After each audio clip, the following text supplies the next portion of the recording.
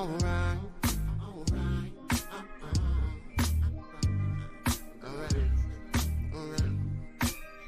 Block party once again, baby, like no other though. Big drink and smoke again, baby. Call everyone you know. Now wave your hands real high up in the sky as we party on the street. And later on, I'm gonna shake the spot with the first sweet thing I meet. I'm real loaded, just taking my time. Baby girl right here is losing her mind. She's all up on me, just working it out. I'm gonna show her what I'm all about. I make my moves real fast like this and like that. So we head upstairs, I grab all my hats. This gangster does this thing and you know. I'll see you later, girl, cause I ain't loving no hoe. Block party once again, baby, like no other though. Big drink and smoke again, baby, call everyone you know. Now wave your hands real high up in the sky as we party on the street. And later on I'm gonna shake the spot with the first sweet thing I meet. Just another day in the LBC, on a mission trying to find OGBC. He let me know it's a block party right down the street. Shit, what I need to bring? He said some drink and me. Don't bring sand to the beach, he got some freaks to me. I love that summertime by the Dove Shack, I love that. As we approach the night, 4th of July, barbecue on the fire, fireworks in the sky. Pretty girl caught me staring, just admiring the thighs. So when I approached her, there was no surprise. The skies lighted by eyes as I puff on the line. Can't lie, I'm feeling faded off this Remy on ice. Block party got the whole city visiting twice. Family time of the day, kids is in for the night. I'm feeling right, weather conditions is real nice. Like chill, trying to decide who I'm going home with tonight. Block party once again, baby, like no other though. Big drink and smoke. Yo, what's happening, everybody, man? Appreciate everybody tapping in tonight. You already know. Tap. We here, baby. It's a party. It's a block party as always, man. As always, a block party. How we feeling, though, man? Man, we feeling good, man. Hey, listen, the service might be a little bad tonight. Y'all got to bear with us, man. Like, listen, I know it's storming here. We got down Wi-Fi. My Wi-Fi all messed up right now. I ain't gonna cap. And StreamYard always got to make sure you got power Wi-Fi before that thing work. I ain't gonna lie. Them boys be like stingy.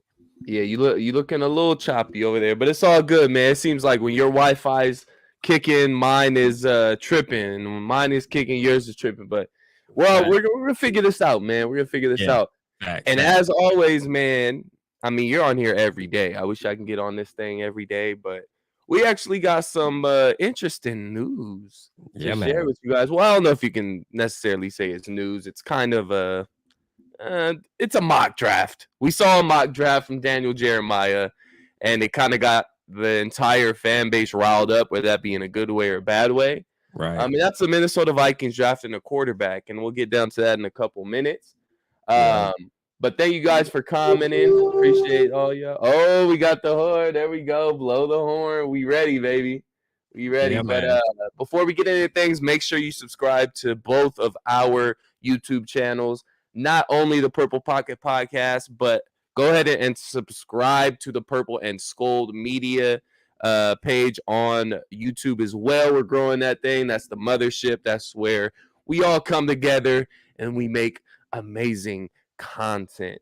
And be sure to follow us on Facebook as well at Purple and SKOL'd Media, and hit that like button, man. I don't see no likes up there yet, so make sure you hit that like button, whether you're watching on Purple Pocket Podcast or Purple and SKOL'd Media.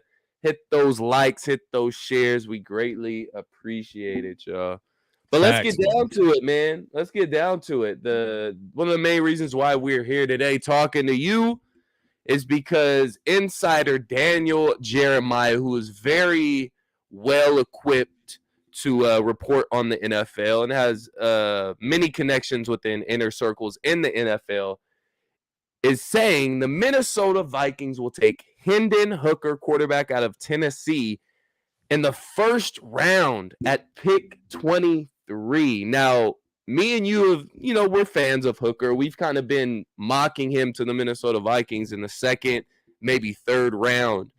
Right. But in the first round, at pick 23, what you thinking, right? How you feel about Hendon Hooker at 23?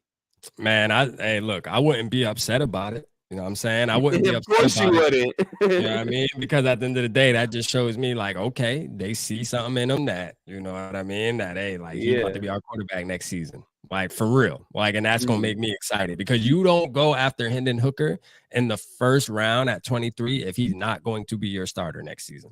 Or at least, that's that would be the thinking that I would think be happening, right? Well, yeah, in the first round, yeah.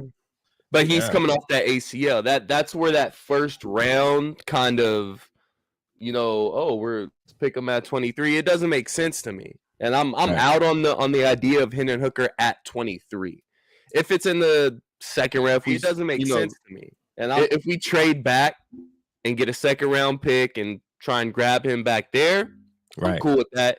But you have far greater needs than the quarterback position. You have the interior defensive line. You have a wide receiver that you want to pair with Justin Jefferson. And then you got, obviously, cornerback, who we desperately need help in. So I just think that Hendon Hooker at 23, that's a little too high for my taste. It's just a little too, especially a guy that's coming off of ACL and the guy that's already 25 years old, and he probably won't see the field until he's 26, 27 years old, because if you bring him in, he had a ACL injury late in the season. He's not going to start. Kirk Cousins is going to be our quarterback in 2023. If you trade Kirk Cousins, I think it's a $42 million in dead cap, if I'm not mistaken, outside of $28 million in dead cap next season if you wait till next offseason. So I don't think a Kirk Cousins trade is coming. I don't think a Kirk Cousins cut is coming. Hendon Hooker, it makes sense, but it makes sense in the second, third round. It doesn't make sense to me in the first round. I just feel like that's way too much of a reach. You trade down and you grab Hendon Hooker later on in the draft. And there's many other reasons outside of just his injury and his age that make me feel that way. But I like Hendon Hooker. I really do. I actually like him as a prospect. Do you like him? Do you? Because shoot, what you was just spilling, I don't think you do. Well, no, I'll list my whole issue with him. Outside of him being 26 when he is, going into next season, or this season, actually, going into the 2023 season, he'll be 26. Yeah. He's not going to play this year because he's coming off that ACL injury. And on top of that, the offense he played in Tennessee made it extremely easy for Hendon Hooker. Like, if you go back and watch Tennessee film, literally, you can see the entire right side or left side of the field where the receivers just aren't running routes. And it's a simple read on one side of the field. The coaching staff and the offensive coordinator for Tennessee made it extremely easy for Hendon Hooker to say, okay, this is the guy you're going to throw to. Or you're going to read this corner. If this corner is playing zone, if he's in 3, then hit the slant underneath and let the wheel take that corner. Or, they're making it extremely easy on Hendon Hooker. And I'm not saying Kevin O'Connell can't do that. And I'm not saying Hendon Hooker isn't a talented quarterback or not an accurate quarterback. But when you see that in college and it's really, really good coaching and they're scheming up for the quarterback, then it kind of makes you question a little bit. Like, okay, on top of the age and the injury, which that doesn't necessarily have anything to do with your play. But now I'm looking at the scheme that you ran in college, and it's not super impressive. It's impressive as far as schematics-wise and the coaching drawing it up. But when it comes to you reading an entire defense and reading an entire field, Hendon Hooker just didn't do that at Tennessee. So that would be a major, major concern for me. And that if it was just his age and that ACL injury, I would feel a little more comfortable with, okay, take him in the first round. You're getting him ready for 2024. Kirk's going to be your quarterback in 2023. But just kind of looking at the film and kind of looking at the offense he ran, I don't think he's a first-round quarterback. I'm sorry. Yeah. I mean, sure. Hey, honestly, like, I think if he didn't get injured, I think he would have been a first-round quarterback. I do. I think. Hey, shout out Ricky, man, for putting us on to Julius Brents, dog. This dude is a savage, bro. Like I cannot wait. Like, I like listen, him too. we met with him. I had to do a video real quick, man. And I talked so much about, just to get off the subject really quick, because I just got to give Ricky a shout out too. We got Like, time. I talked a lot about his ball skills, being that he's 6'4". You know what I mean? He's 6'4" and fast, but bro, his hitting also, like, he's aggressive, bro. Like, he uses his height to his advantage, man. And listen, hey, when I seen that today, man, that was good news for me because I didn't know anything about him. I'm gonna keep it real. So I watched about 30 minutes of his film, watched some highlights, and I was like, yo, this dude, I mean, he got some things to work on, you know what I'm saying? Yeah. But all these guys do. I would bring him in. I would absolutely bring him in. Shout out Ricky, man. Yeah, I watched a little film on Julius Brents too. Just real quick. I know we're gonna get back to the Hendon Hooker talk, but I watched a little film on him and a lot of other corners. And in this draft, it just shows you how deep this draft is with secondary or with cornerbacks. Right. You can grab a Deonte Banks may fall out of the first round, which I'm not a huge fan of Deonte Banks. Yeah, but he's one of those guys where he's a first round talent. I just don't necessarily think he's the best fit for this defense, and he may fall out of the first round. You got a guy like we're just saying, Julius Brent. I think he's going to go in the second round. So if we were to grab him, we would have to somehow trade back and accumulate another pick, whether that be a second round pick. But it's crazy because I didn't see him on nobody's mock draft though, bro. Like nobody. Yeah, like, my first time seeing his name was today. I'm gonna keep it real. You know, so what I usually do is I run a million mock drafts just by myself, and then the guys that it seems to come up with at the positions of need that we're looking at, I just try and watch as much film as I can on them. And he's one guy that came up a couple times, like you said recently, or he came up a couple times on my mock draft. I'm like, okay, let me look a little bit more into this guy. And Kansas State was really good this year, made it to the Final Four in college football. So they're a very talented team, and they played really good competition this year and very powerful offense as well. So that could be a guy, but again, I think you would have to find a way to get into the second round or trade back from the first round into the second round, gaining another pick. I don't think he's a guy that he's going to be our first pick in this draft. He would have to be a guy that we come back and grab again. But shout out Julian Brents, man. He's fire for sure, man. Absolutely fire. Really tall cornerbacks, like, they concern me though. They kind of concern me a little bit if they're too tall. Like 6'4" is kind of 6'4" is tall as hell for a cornerback. I ain't gonna lie. I was like, yo, like 6'4", a little too tall. Now, granted, he's not as skinny as a Cam Dantzler, because Cam Dantzler was what I think. Cam Dantzler was 6'3", 6'4", if I'm not mistaken, but he was like 180 pounds. Yeah. Julius Brents, I think he's 202. 202. So he's got some more weight on him. Yeah. But just the 6'4" frame, like it, especially with all the speedy receivers that the NFL possesses nowadays. I mean, I know we're not going to be playing a Tyreek Hill next year or anything like that, but you have a lot of speedy receivers to where big guys, that's where they struggle.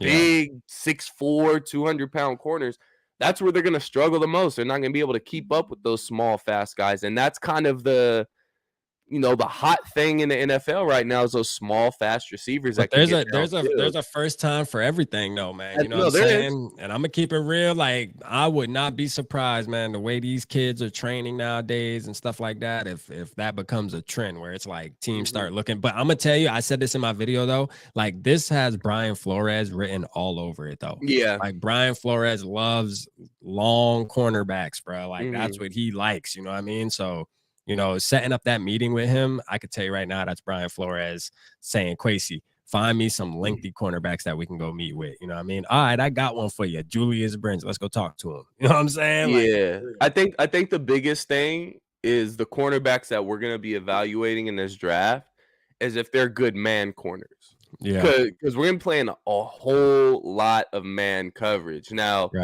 as I put up some film of Julius Brents right now just so I can get a fresh kind of look at him from what I saw. Right, he goes up and gets the ball, bro. He and, goes and up you know what? Well, that's another thing too. That's probably why Duke Shelley hasn't been signed yet, bro. Because I mean, it sucks, but I just think that he's not tall enough, bro. He's not what what Brian Flores is really looking at. Even though he would be, I want him back on the team. I mean, I think all Vikings fans, he got that dog, but I just don't think he has the physical traits that Brian Flores is looking for. And I think they're going all in on what they believe in. You know what I mean? Yeah. Like they're not saying, well, he had a couple good games last season, let's bring him back. No, we're going to find what we believe in. We like length, and that's where we're going. Well, I know Duke Shelley, he mentioned something. I don't know if it was in a post-game press conference or in the locker room or something, but he mentioned that, you know, his time in the NFL, a lot of coaches were kind of just planning to use him in the slot because he's a smaller guy. Right. And he mentioned like, hey, you know, just because I'm on a little bit of a smaller side, like my strength is outside corner. Like, don't get me wrong, I'm good at nickel too. I got plenty of experience playing the nickel, but my strength is playing outside, and he showed it this year. Like he did his shit. He did his shit. There's nothing you could say about Duke Shelley this past season and say that he doesn't deserve to get a contract, whether that be with the Minnesota Vikings or whether that be somewhere else. Facts. I feel like he deserves to get a little bit of money in his pocket. Absolutely. Do. Now, whether that be the Vikings giving him that money, that's a different story. And, you know, times are tough over here. We you know, we're penny pinching right now.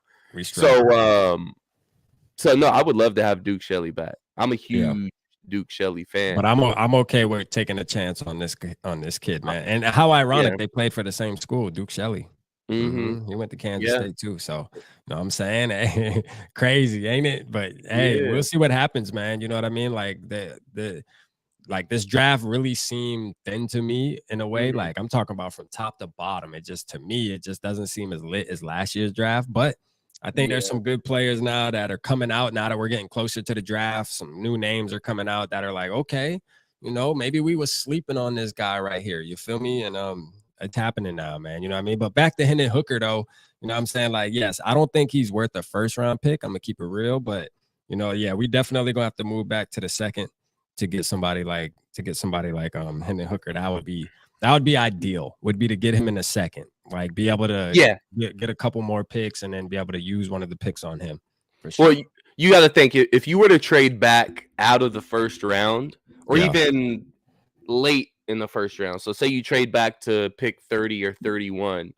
At that point, you gain that first round pick and more than likely a late second round pick or another third round pick. So that would be ideal to where you gain that late first round, and that's a big deal too. Let's not forget that's a big deal for the Minnesota Vikings, whether it's a first or a second round pick. Because say you go out there and you do grab a Hendon Hooker in the first round at 23, you now have him under contract for 5 years. Absolutely, you have that 5th year option.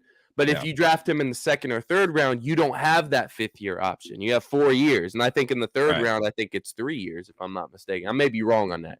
But that 5th year option is a big deal. And you can look back to as soon as last year's draft where the Minnesota Vikings traded all the way back to the 32nd pick.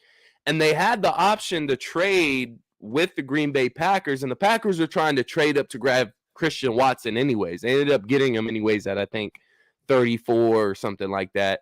But they wanted to trade up to that 32nd pick so they can get that 5th year option. But the Vikings decided to choose, you know, to draft Lewis Cine instead so they can get that 5th year option on Lewis Cine instead of taking him in the second round and only having him for those 4 years. So that 5th year option plays a huge part in whether you trade back into the second round or you trade, you know, on the back end of the first round. So that's something to look forward to. But absolutely. I think just in general, compared to last year's draft, I think we're gonna be a little more active. I know we traded back 20 spots in the first round last year.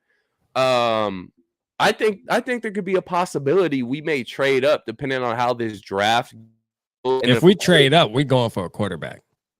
Well, the thing is, the quarterback has got to fall. We're not trading up into the top 10. I'll tell you that right now. I'm about to say though, I feel like if we trade up though, it's a quarterback. You know what I'm saying? Like, we're not trading up for nothing else. No. And I'll tell you right now, and this has kind of been a trend in the past week or so. I don't know if it's been the interviews or whatever it may be, but Will Levis has been falling on draft boards. Now he's not going to fall out of the first round. He's not going to drop drastically. No. But I'll tell you this right now. If Will Levis falls, say, to 14, 15, right before the Commanders, I guarantee you Kwesi and KOC are going to be making some calls and possibly moving up to get Will Levis. Reports have been out. KOC loves Will Levis. They love his hand size. They love his, Josh Allen 2.0. And regardless of what you feel about the guy, but if he's there at 14 or 15, I guarantee you KOC and Kwesi are going to be making some calls and possibly trading up for Will Levis. Yeah, I don't like Will. I'm not a big fan of Will Levis. I think Will Levis is my least favorite quarterback in the draft, to be honest with you. Like, I would take Hendon Hooker over Will Levis. I'm gonna just keep it honest. Even with the injury and the age? I would. Yeah, I would. Because I don't think, I know we focusing on the age, which is cool, but I also believe, like, you know what I'm saying? Like, at the end of the day, if he's 25, let's just say he sits 1 year, he'll turn 26 when he starts. Let's just say if he starts next season, he's 26 years old. You still got 10 years. Look at Kirk Cousins. Still got 10 years of good football that you can play if you're that guy. You know what I mean? Because we're only going to need a year or two to know if he's that guy or not anyways. So, hey, if he is, we still can get, you know what I mean? 7, 8, 9 years of them. So I'm okay with the age. You know what I mean? Like I'm all right with that. I'm not going to focus too much on the age for that sole reason, because we'll know right off the rip if he's the boy or not. You know what I mean? Like we ain't need to take too long to figure it out. You know what I mean? So, but I like him. I just think Will Levis, man, to me, like, yeah, he has that moxie about him and stuff, but to me, he just don't move me like that, man. You know what I mean? He don't move me. And another player that don't move me like that in the wide receiver is Quentin Johnston. And I'm telling you right now, like, I'm on the same boat. He's starting to slide down the board now. Now they're saying he's going to fall to 23. Like I was saying this from the beginning. Listen, Tank Dell way better than Quentin. Listen, Quentin Johnson is so big and just catches with his body, bro. This dude does not know how to use his height, bro. Like, for real. So I'm telling you right now, he is overhyped like a mug. I don't want him on the Vikings, bro. Period. The problem with Quentin Johnson that he's not the best route runner. And in the NFL, you have to be able to run routes. Now, you can talk about DK Metcalf all you want and his size and him being this big beast of a monster.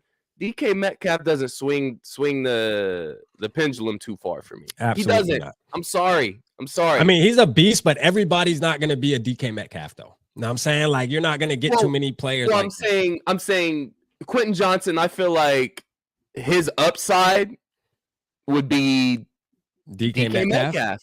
Because he may not be as big and as, swole as DK is, but his play style just, he reminds me a little bit of DK Metcalf. I just think he catches with his body too much. To me, that's what bothers me. You know what I mean? Yeah. Everything else, like, I think can be taught, can be coached. But man, that catching with the body, I think that's a habit for him, to where he's probably been doing it for so long, being so tall and playing with people shorter than him, that he's going to always do that. You know what I'm saying? There you go, Ricky. Laquan Treadwell. 2.0. Exactly. Laquan Treadwell. That's how I feel about Quentin Johnson. Look, and we made a point about Hooker, right? About Hyatt, because this plays to Hyatt, right? Like, always being wide open and stuff. That's another thing where you got to think about what Hyatt is. He's really never had to go against diversity, bro. These dudes are wide open all the time, bro. If you look at Hyatt's highlights, like 90% of his catches, he's wide open, bro. Like, nobody's within 5 yards of him. It's the scheme. And look, we're not saying Jalen Hyatt, or I'm not saying Jalen Hyatt isn't a good prospect, and not saying he's not going to be good in the NFL. And same for Hendon Hooker. I think he'll still be successful in the NFL. It depends where he goes and who his coach is. Right. But you got to look at the schemes in college. College is a whole lot different than the NFL. Right. There's teams out there that have been running the same scheme forever, and schools just don't adjust. Like they've been running this air raid system and all that. But look, we're holding it against them. But we also got to point this out. Those same reasons, or those same schematics and the coaching and receivers running open because of the scheme, those same criticisms were the same criticisms that were put on Patrick Mahomes. And the same criticisms that are kind of put on Will Levis outside of the competition that he went against. Right. Because obviously Josh Allen was playing at Wyoming and playing against far less competition. Yeah. But they said he's inaccurate. I just don't see it with him, the competition. whatever it may be. Will Levis going to the right system could work in the NFL. So it all depends on where you go and what the scheme is. And that showed in college with Hendon Hooker. Now, will that translate to the NFL? I don't know. It depends on who he goes to. Shout out my boy Tuiva in the building, man. Shout out my boy Tuiva. I gotta get my boy the horn, man. Shout out Tuiva. Yeah, you gotta give him the horn, huh? Hey, shout out my boy Crown in the building, man. Gotta give my boy Crown a shout out, man. Appreciate Crown in the building, man. Hey, appreciate everybody in the building. My SKOL'd bro in the building, man. You know, Michael, Ryan. I know we ain't really do shout outs at the beginning of this show too much, man, but we see you. We see y'all in the building, man. Y'all gonna have an opportunity to shout out yourself right now. We're gonna get this call line going, my guy. So if you want to shout out, go ahead, Rap. Hey, yeah, do it. Put the number up, man. First, let's answer this question from Lemmy, or let's just talk about this right here, because he said, I don't know why, but I feel like Stetson Bennett is being slept on. He may be the steal of the draft. Dude literally just won the last 2 national championships, and no one mentions him when we talk QBs. You know what I'm saying? Like, that's a fact. You know what I mean? I think it's because Georgia's defense, Lemmy, if you want my opinion Georgia's team in general. Georgia's team in general is just that good, bro, to where like the quarterback kind of don't matter as much. Now, don't get me wrong. You know, I mean, he's still important and he did make some big throws, but I think they were just that much better than everybody to where you really don't get a clear vision of how good he really can be or how good he is. You know what I mean? And that's probably why people aren't talking about him. Sometimes sometimes it's just unfair because you can also try to say the same thing for Alabama quarterbacks. It's like, well, why do they always give Alabama quarterbacks all these hypes? Well, guess what? Alabama quarterbacks come in the NFL and they're nothing. You know what I'm saying? And it's the same thing with Ohio State. That's why I say, like, right what we're saying with Tennessee, it's the same thing with Ohio State, bro. Their wide receivers are that good to where they just have to make one reads, bro. They get in the NFL and they cannot handle having to go through their progressions, bro. And it's a problem. And that's why CJ Stroud, he looks smooth and all that. I'm telling y'all right now, he looks smooth in college. But wait until he has to go to Carolina and he's going to be playing defense, bro. That smoothness is probably going to be out the door. Now, not to say that he can't get there, but it's and he's throwing the slow ass Adam Thielen. I'm telling you, like, it's not going to be the same when he's throwing the Dax and Marvin Harrison Jr. streaking down the sideline, just beating a 2-star recruit. You know what I mean? Like, I'm telling you, it's going to be a different ball game. But you know what? Not to say that he can't get there. I'm just saying, like, a lot of times if we look at how the NFL works with these quarterbacks, a lot of times it be the guys like Hendon Hookers, though, for real, that come from schools like Tennessee, schools that aren't like, you know, the powerhouses pushed into our face every year in college football. It'd be those quarterbacks for those teams are the ones that usually turn out to be, you know, household names. So this is they've had to play, you know, with similar competition. They don't have necessarily the greatest athletes on their team. So you know, you look at guys like a Patrick Mahomes at Texas Tech, which he had that air raid scheme and he didn't have, I mean, can you name any one of his weapons that are in the NFL right now that came from Texas Tech or played with him at Texas Tech? I can't. I mean, I know Hendon Hooker. Hendon Hooker has a wide receiver that played with him last year.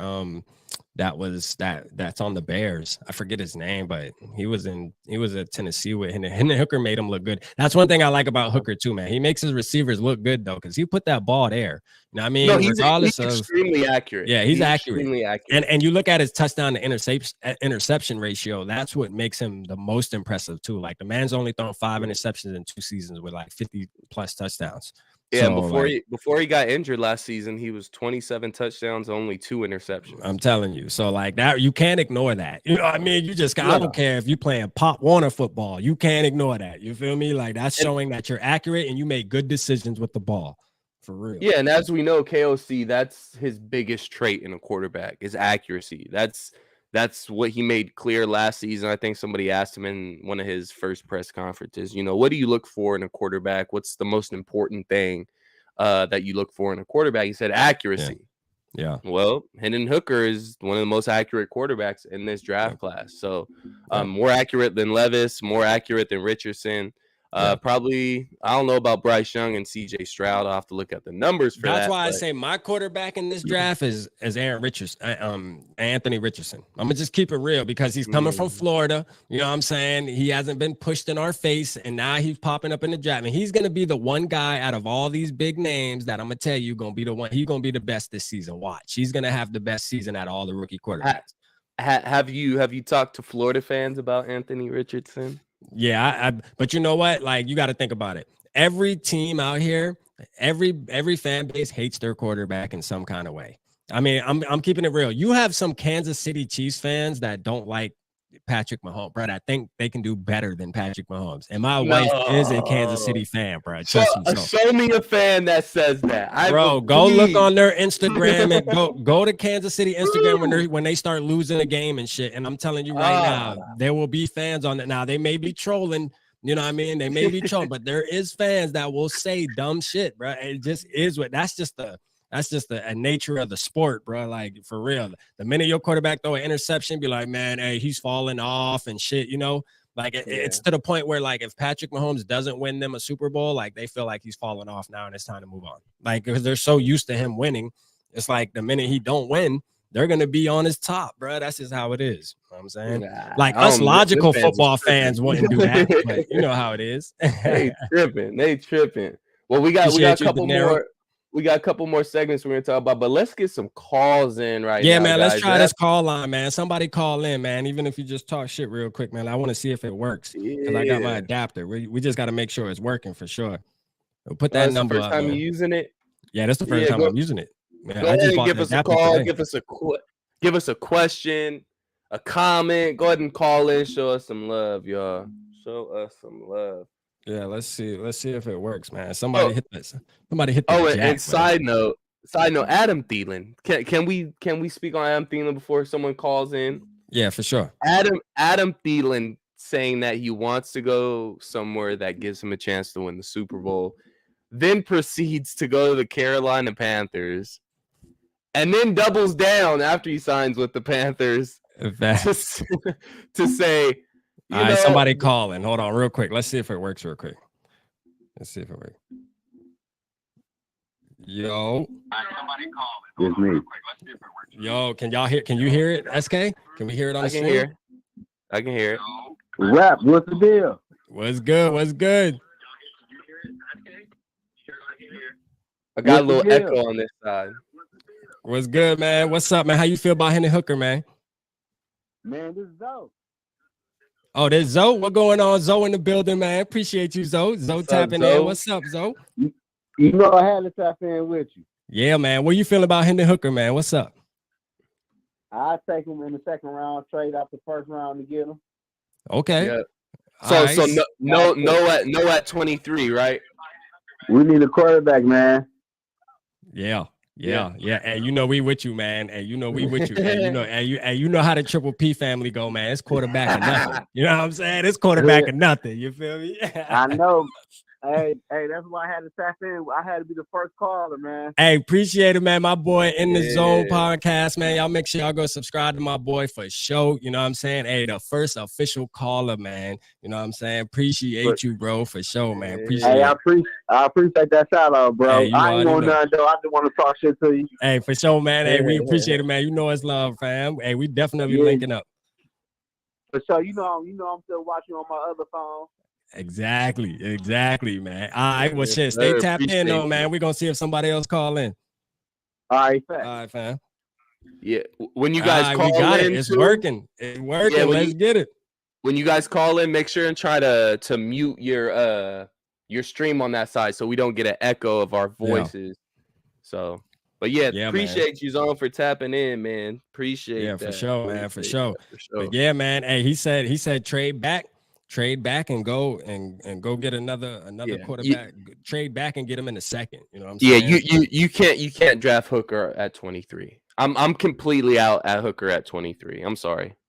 Yeah, I mean, can't. Hey, at the end of the day, like, I look at it like this: if the Vikings were to do it, it would. I think the fan base would actually be a little excited, though. Some of us, you know what I mean? You know what I mean? Some of us would be a little excited just because it'll be moving off of Kirk. That would be absolutely saying, all right, Kirk, you out of there after this year, regardless. You know what I'm saying? Like, that's what we want. It's exciting because we see what's around the corner. Like, okay, we got a plan now. We know who's probably going to be our quarterback in 2 years from now. And, right, he's a little bit different than Kirk Cousins. Now, here's one thing that's similar with Kirk Cousins with Hendon Hooker, which is something if, all you Kirk haters. Now, I'm not a Kirk stan, but I'm also not a Kirk hater. But all you Kirk haters, is something you got to look out for Hendon Hooker since you love him so much. When he isn't getting pressured, he's a 72 or 73% completion percentage. Amazing. Great. Right. When he is pressured, that drops to like 54%. That's Kirk Cousins. That's Kirk Cousins like. That's what all you Kirk haters hate about Kirk Cousins. When he gets pressure in his face, he doesn't know what to do. He messes up. His completion percentage goes down. He throws a pick. Well, when Hendon Hooker gets pressure in his face, it's a problem. Now you can say, well, Hendon Hooker only threw 2 interceptions last season and 27 touchdowns. Well, Hendon Hooker had one of the best offensive lines in college football. He wasn't getting pressured very often. But when he was, that completion percentage went down drastically.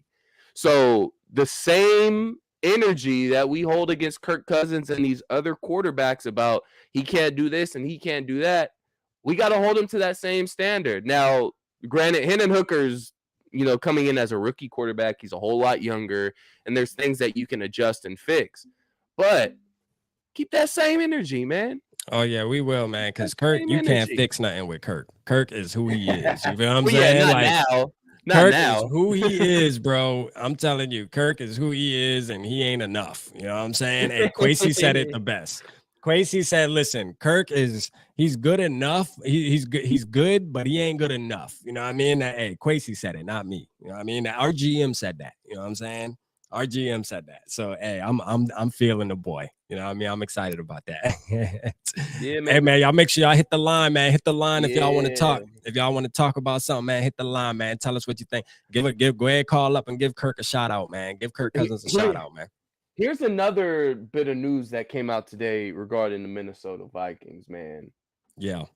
And that's Lamar Jackson possibly coming to the Minnesota Vikings. Now, obviously, nothing's like official as far as us being interested, but Jeremy Fowler, who's very well inclined to report on this type of stuff, just like Daniel Jeremiah was with his mock draft, right, said that the Vikings are a dark horse team to make a run at Lamar Jackson.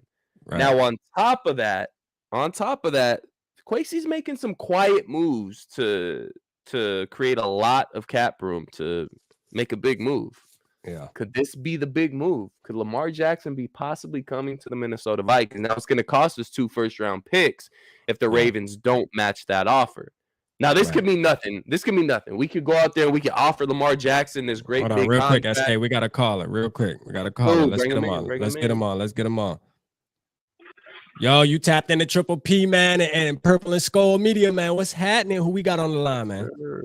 We got Mike. What's going on? Mike from Philly, man. What's going on? Man, what's up? We got Mike from Philly on the line, man. Hey, man, how you feeling? First of all, how you feeling about Hendon Hooker? We're gonna talk about that first. Hendon Hooker, I like him a lot. I'm the one that says I think he's underestimated. I really think he got the juice. I think he got it, man. He got hurt. If he didn't get hurt and tear his ACL, I think he would be a first-round pick, no debate. I think that he has the potential. I mean, I understand about his age, but I think he has the potential to be pretty good with the right system around him. Mm-hmm. But honestly, I'm probably not going to draft him 23rd overall. I'll probably trade down and get like a mid-second round. And if he drops there, then I'll draft him in the second round. But honestly, this is my whole thing. I'm the dude that says I want Lamar Jackson. I feel like either go hard or go home. Perfect timing. Do you want to win a Super Bowl or do you want to be average and never win like we haven't ever won? Like, I'm from Philly. I hear it from all the Eagles fans. Always disrespect. Oh, you're a Vikings fan. They ain't no good. They ain't going to never do nothing. Y'all got Kirk Cousins. Don't nobody fear Kirk Cousins. Nobody respects him. Nobody likes him. Like he doesn't have the juice, man. we're never going to win with an average quarterback. I don't care about his regular season stats. Everybody's like, oh, he throws all these touchdowns. He's very accurate. But when it comes down to it, he doesn't play big in the playoffs. So we got to get away from just being okay. We got to try to be great. So I'm either trading for Lamar Jackson or I'm moving up and I'm getting me Anthony Richardson or one of the top dogs in the draft. Hey, facts, Mike. I just want the Super Bowl, man. I'm tired of all this Kirk love. Like, I mean, I know Lamar didn't win, but the guy is like 40-something and 20. Yeah. He won an MVP. Yeah. And I know he has a losing record in the playoffs, but he's still young. And you know, if he hasn't had a Justin Jefferson on his team. He hasn't had an offensive-minded coach like Kevin O'Connell. He doesn't have a great tight end like the guy we got. We got a great team offensively. So I think he will do wonders. Like y'all don't understand. And if we somehow, I'm not saying to keep Cook with Lamar Jackson, JJ, a great tight end, like we would, I think we can win a Super Bowl. But it's either go hard or go home. Like all this trying to be average and trading down. And let's stop thinking about trading down. Let's talk about trading up. I'm trying to win a Super Bowl. There you go, man. Getting on my nerves, man. Hey, Mike talking his talk, man. Hey, that Philly coming out, man. You know what I mean? Yeah, go hard or go home. You feel me, man? Hey, shout out Mike, man. Shout out Mike, man. For real, man. Hey, we appreciate you calling in, Mike. Hey, I'm going to be doing this call-in show a lot, you know what I'm saying? So me and SK, when we on here, we're going to be doing this a lot, man, getting y'all vibes. So make sure you keep tapping in, man, and keep tapping in. Hold on, man. SK got a question for you. Hold up. Well, I'm just saying, wait till the vent lines after the games next season, bro. Oh yeah, wait for the vent lines. But no, to what Matt was saying, man, we talked. You can't hear. You can't hear SK. He must not be able to hear. Oh, he can't hear you. You can hear him, SK, but he can't hear you. He was just saying, wait till the vent lines, Mike, next year, this season after the games and stuff. Like, make sure you tapping in for sure. Yeah, but also, it's definitely going down. Yeah, for sure. SKOL'd. Yeah, SKOL'd, baby. Hey, we're gonna get back with you though. Yeah, appreciate you, Matt.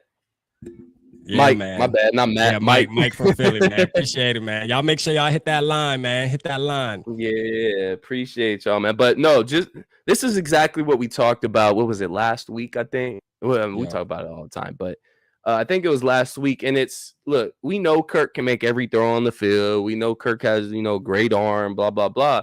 But it's that it factor that separates him from being a really, really good quarterback or impossible elite quarterback. If Kirk had that dog and that it factor in him, I think he'd be considered an elite quarterback in this league, regardless of him not being as mobile and being a complete pocket passer. If he had that dog and that it factor, I think he would be a top 5 quarterback solidified because we know he can make all the throws. Right. It's just all a mental thing with Kirk Cousins. So I couldn't agree more with Mike there Facts. Hey, put the number back up real quick, SK. Let me what I'm gonna do, I'm gonna pin it in the comments. I'll put it in the comments so we can keep the thing going real quick. Yeah, keep those comments so we can keep the comments. What I'm gonna do, I'm put it in the comments real quick. Let's see. What is it? So we gonna y'all can hit this line, man. Let's see. 612-633. 210. You got it? Facts. Let's go. All right. Lemmy Smith says, man, y'all make sure y'all hitting that jack. Yeah, Lemmy says, man, look. Hit the jack. What? We can't hear you, SK. We can't hear you.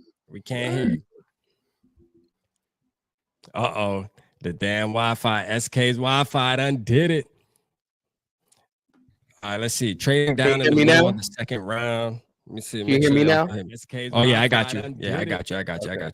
That was actually my fault. I think I had my shit turned down. This man had me on mute. Yeah, I can hear you now. My bad. I thought I had you about to freak out, about to think it's your Wi-Fi. That shit me over here. Right. Hey, for sure though, man. But hey, I agree with him too, though. Like, go big or go home. You know what I mean? Like, this is the thing, man. These are moves that a championship team make, though. You know what I mean? Like, I'm gonna just keep it real. It is like, now, yes, we think about all the stuff we got to give up Well, sometimes you got to give up shit for good shit. You know what I mean? Like, it just is what it is. That's just how life is. You know what I mean? You got to pay for services. And yeah, like Lamar Jackson, he can absolutely change your whole team. You know what I mean? Like he's good enough to where you put it like this. He goes to the Texans this year. They're probably going to be a playoff team. Like, that's a fact. They're going to go from if he stays healthy. If he stays healthy. Now that's something that a lot of people talk about with him, but I think he's actually a smart runner, and I think this year was a default. I think he was healthy. I just think he didn't want to play because he was doing a contract year. Yeah. He was doing a silent holdout. He's like, because if I go out here and I do get hurt for real, you know what I mean? Because I'm sure he could have came back, you know, for the playoffs and all that. He just decided not to. He made a business decision. He wasn't gonna let that mess up his future money. Because if he gets seriously hurt, he's not getting paid. Exactly. I'm not gonna say his career's over, but then you're looking at, okay, well, now I got to come back at a discount rate, or somebody's gonna pay less for me, and then if I don't do what I was doing, you know, when I was 22 to 25, 26 years old, then I'm not gonna get the money I deserve. So that was smart for Lamar Jackson to do what he did. Now, the thing that would concern me with bringing Lamar Jackson in is the scheme. Now, I know Kevin O'Connell's a super smart guy offensively, and I'm sure he can draw up any scheme. But this is a complete, like, 180 of schemes. This is going from Kirk Cousins, the pure pocket passer.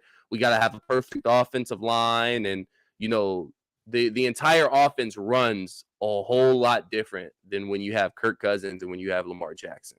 Completely different. Like this, you have to implement a completely new offensive scheme if you bring Lamar Jackson in. So I think that would be the biggest concern for me. I'm not concerned about his play.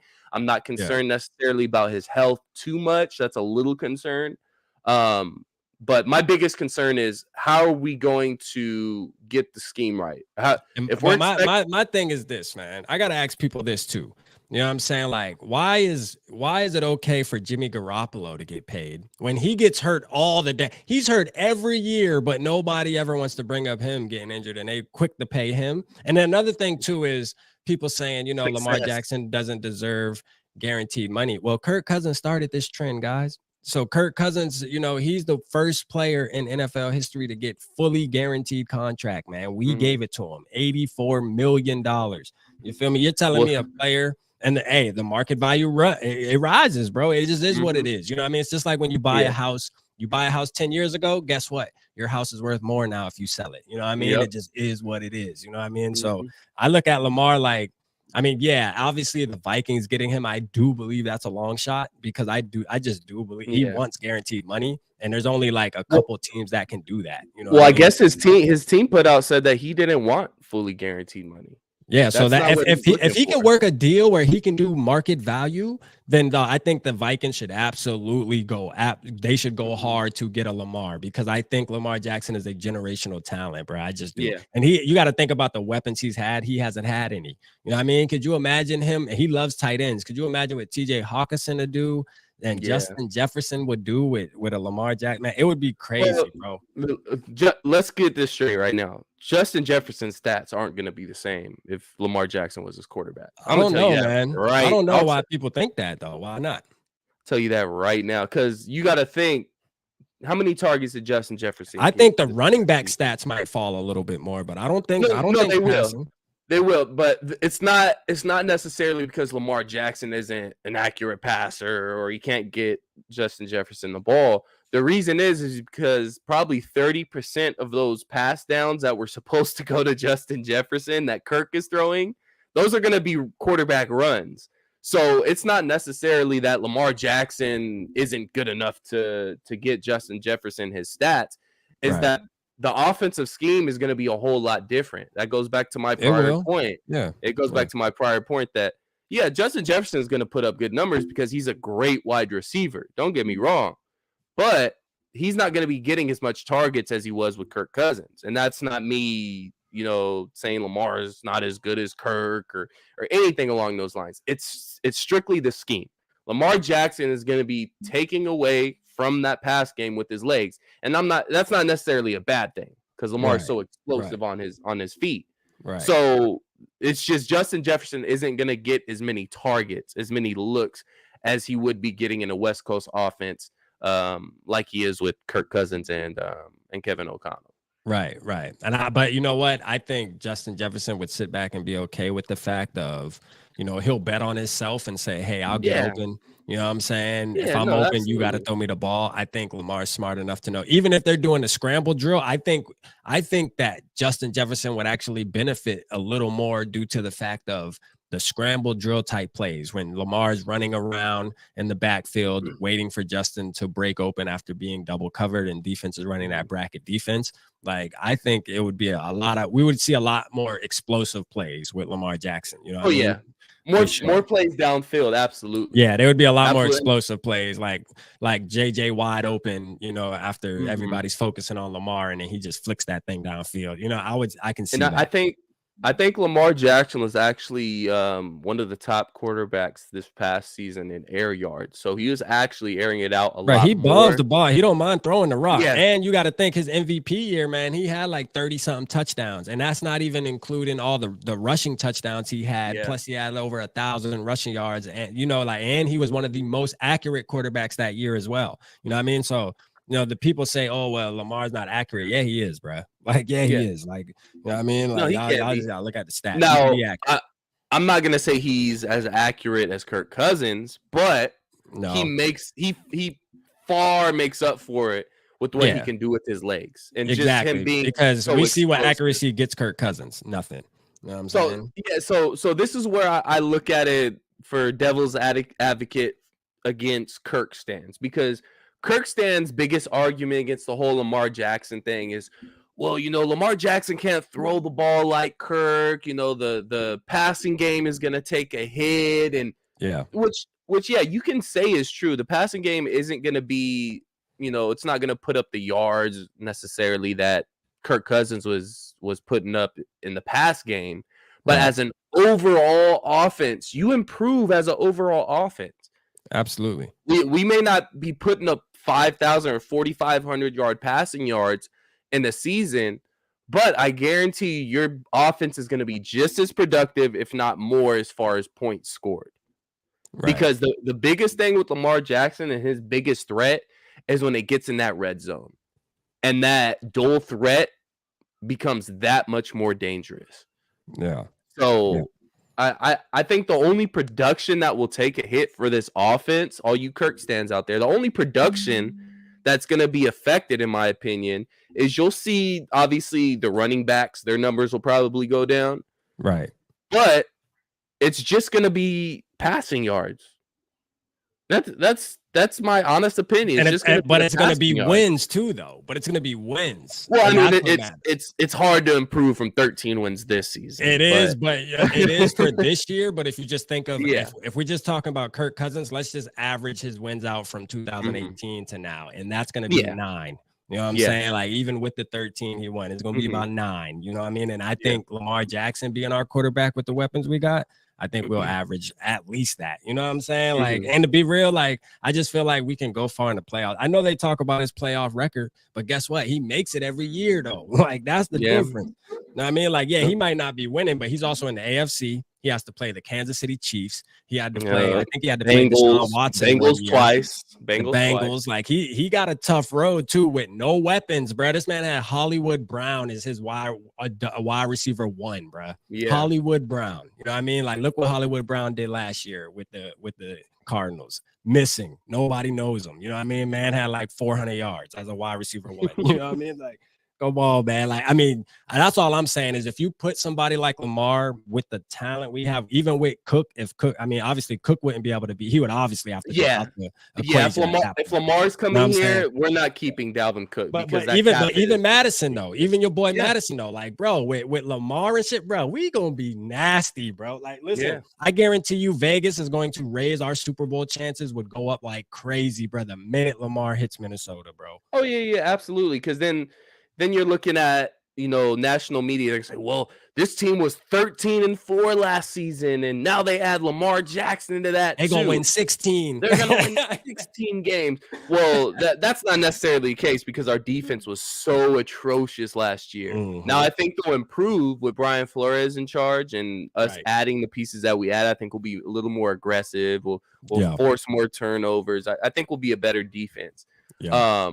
But if you add Lamar Jackson to this team, the national media is just going to be all over this, and they're just going to be drooling and salivating over the Vikings all off season. And look, we all know as Vikings fans what the Vikings do when they have expectations on them, and that's not very good at all. Now, I'm not saying that should prevent you from going to get Lamar Jackson. If you want to go get Lamar Jackson, go get him.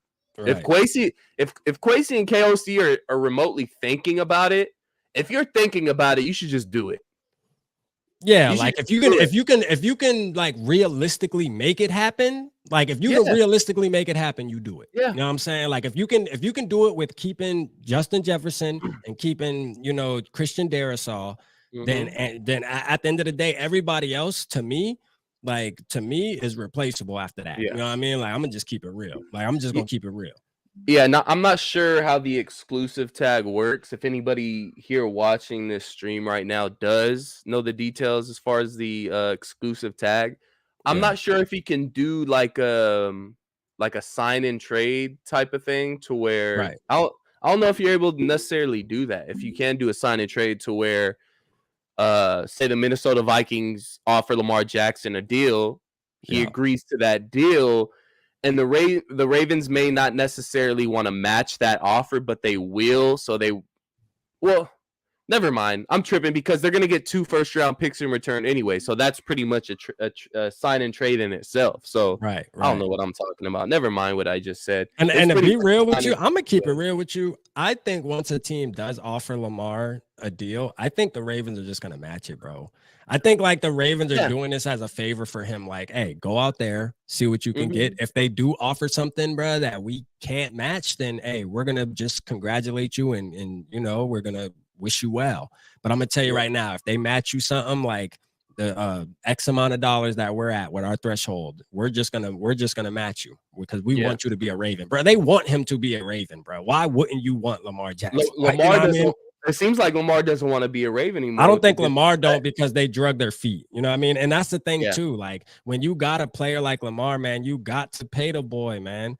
You know what I'm saying? Like you got to want to disrespect a guy like that. You don't want to. Yeah, like you got to pay him, man. You got to think. Ever since he came to your team, bro, you've been going to the playoffs every year, and he's been the boss, bro. Let me ask y'all this: did y'all remember a game 2 years ago when he ran in the locker room because he looked like he had to take a shit? Let me ask y'all this. I know y'all remember this game, man. Remember, it was all over the internet, man, where they were playing the Cleveland Browns. They were going back and forth. This man had to run to the locker room, was about to be out for the rest of the game. He saw his team losing.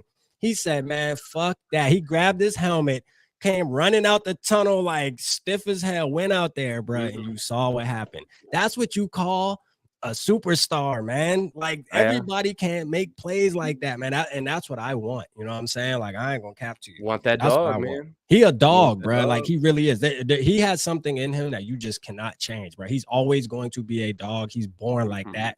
You know what I mean? And I would take a chance on him. Now, like me and you say though, if you can get him, then get him. But if it's just fairy tale, don't even make these articles about it because it's a waste of time. You know what I mean? Because at the end of the day, yes, he is costing a pretty penny. I can tell you that right now. 2 first-round picks, like that's a lot right there. On top of having to pay him, like I mean, you definitely gonna put your franchise on the line for a couple years going out. Well, I'll tell you right now. All these reports claim that we're a dark horse team, and I think the Patriots may have been the other dark horse team that they named. Yeah. These aren't just reports that are being floated out there by players, by like me or by me, or by Lamar Jackson agent, who's actually his mother. That's nobody just throwing that out there for Lamar Jackson to get a better contract because ultimately it doesn't necessarily benefit him by saying, oh well, there's a couple teams that are dark horses that are interested. Right. No, that's a real legitimate report that are in NFL circles that guys are hearing that, hey, Minnesota Vikings may be interested in Lamar Jackson. I've kind of been hearing this. I kind of been hearing that. So it's legit. Now, whether that's Kwesi and KOC showing that interest, or maybe it's just a scout or somebody else within the organization showing that interest. I think it's a real report. But it just depends on who is the actual interest coming from. Who is actually saying that, hey, the Vikings are interested in going to get Lamar Jackson? It got to be coming from inside somewhere. Oh, absolutely. Got to be coming from inside. When you got like people like from ESPN and shit, they communicate with the teams like inside the building. You know what I mean? They don't just come up with shit from thin air like, oh, I think the Vikings are dark horse. No, they're like, hey, I'm just going to let y'all know the Vikings are a dark horse team. Like his name's kind of ringing around the building, about it. Yeah. So, and that's exciting, man.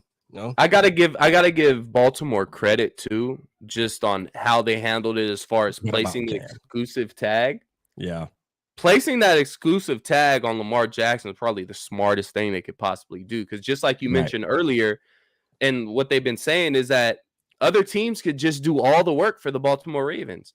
They can go out there, they can put this big contract together and put the numbers down right, and Lamar, agrees to that contract. And then Baltimore can look and say, well, you know what? That is a pretty good contract for Lamar Jackson. We got a caller. We got a caller. Let's see what they say. Yeah, let's go. Let's talk about it. Man, you tapped in, Triple P. Let's get it, man. What you thinking about this, man? Who we got on the line?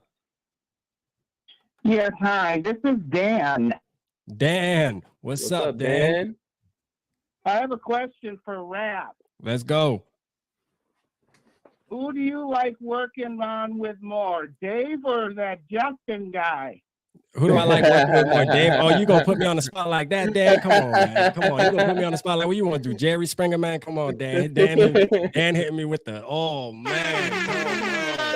man, hey, and just in time, Justin hopped Just in time, Justin they tapped in, Dan. So I'm gonna have to say Justin. Somebody was supposed to text me on Thursday so I could make a debut, and somebody didn't. So I had to do it right now. Wow, Rap. Shout out, Dan. Rap. Shout out, Dan. Let me slide over a little bit real quick. Shout out, Dan, man, for the call, though, for sure. Shout out, Dan, for the call. Yeah, absolutely. What's up, Justin? How you feeling, man? We talking Lamar Jackson. I picked you, Justin, for the one who I like to work better with because you tapped in. You know what I'm saying? Shout out Dan for tapping in, though, man. Hey, shout out to Evo with the $10 super chat. Got to show that, man. My boy, you already know, man. He said, just wanted to show my respects for you, Rap and SK. I think we don't draft any QB this year. We get who? Tanya Harding to do Cousins like Well, I gotta tell you, Rap, that Dan guy really was right. That Justin is so much better than Dave.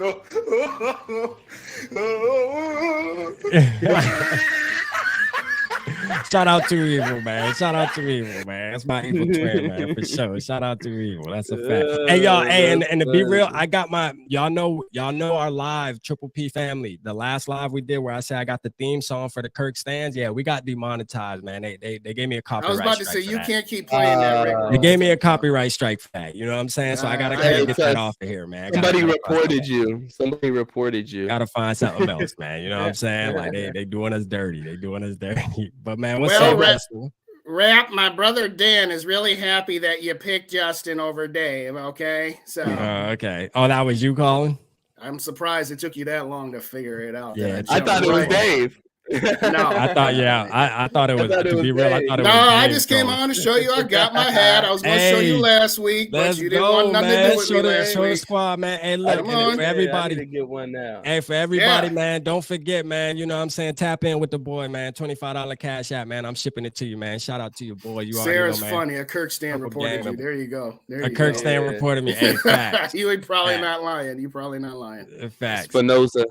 Yeah, for real. But what were we talking about, SK? Where were we? You're talking about Lamar. You're talking about Yeah. Hendon Hooker and how many other quarterbacks that not named. How you Kirk feel Cousins. about Lamar? Day, go ahead, spill your spiel, talk bro. to us, Justin. All right, so if y'all didn't join my show earlier, after the show is over, go to Purple and Go for Days, and you'll see a 45-minute stretch with me and Dave and Rhino from Vikings Uncensored having a nice, casual discussion, because that's what Kirk Cousins does. They're just nice, simple, quaint, friendly conversations when it's about Kirk Cousins, right? Yeah. I'm gonna say it like I'll say it like this. Spoiler alert.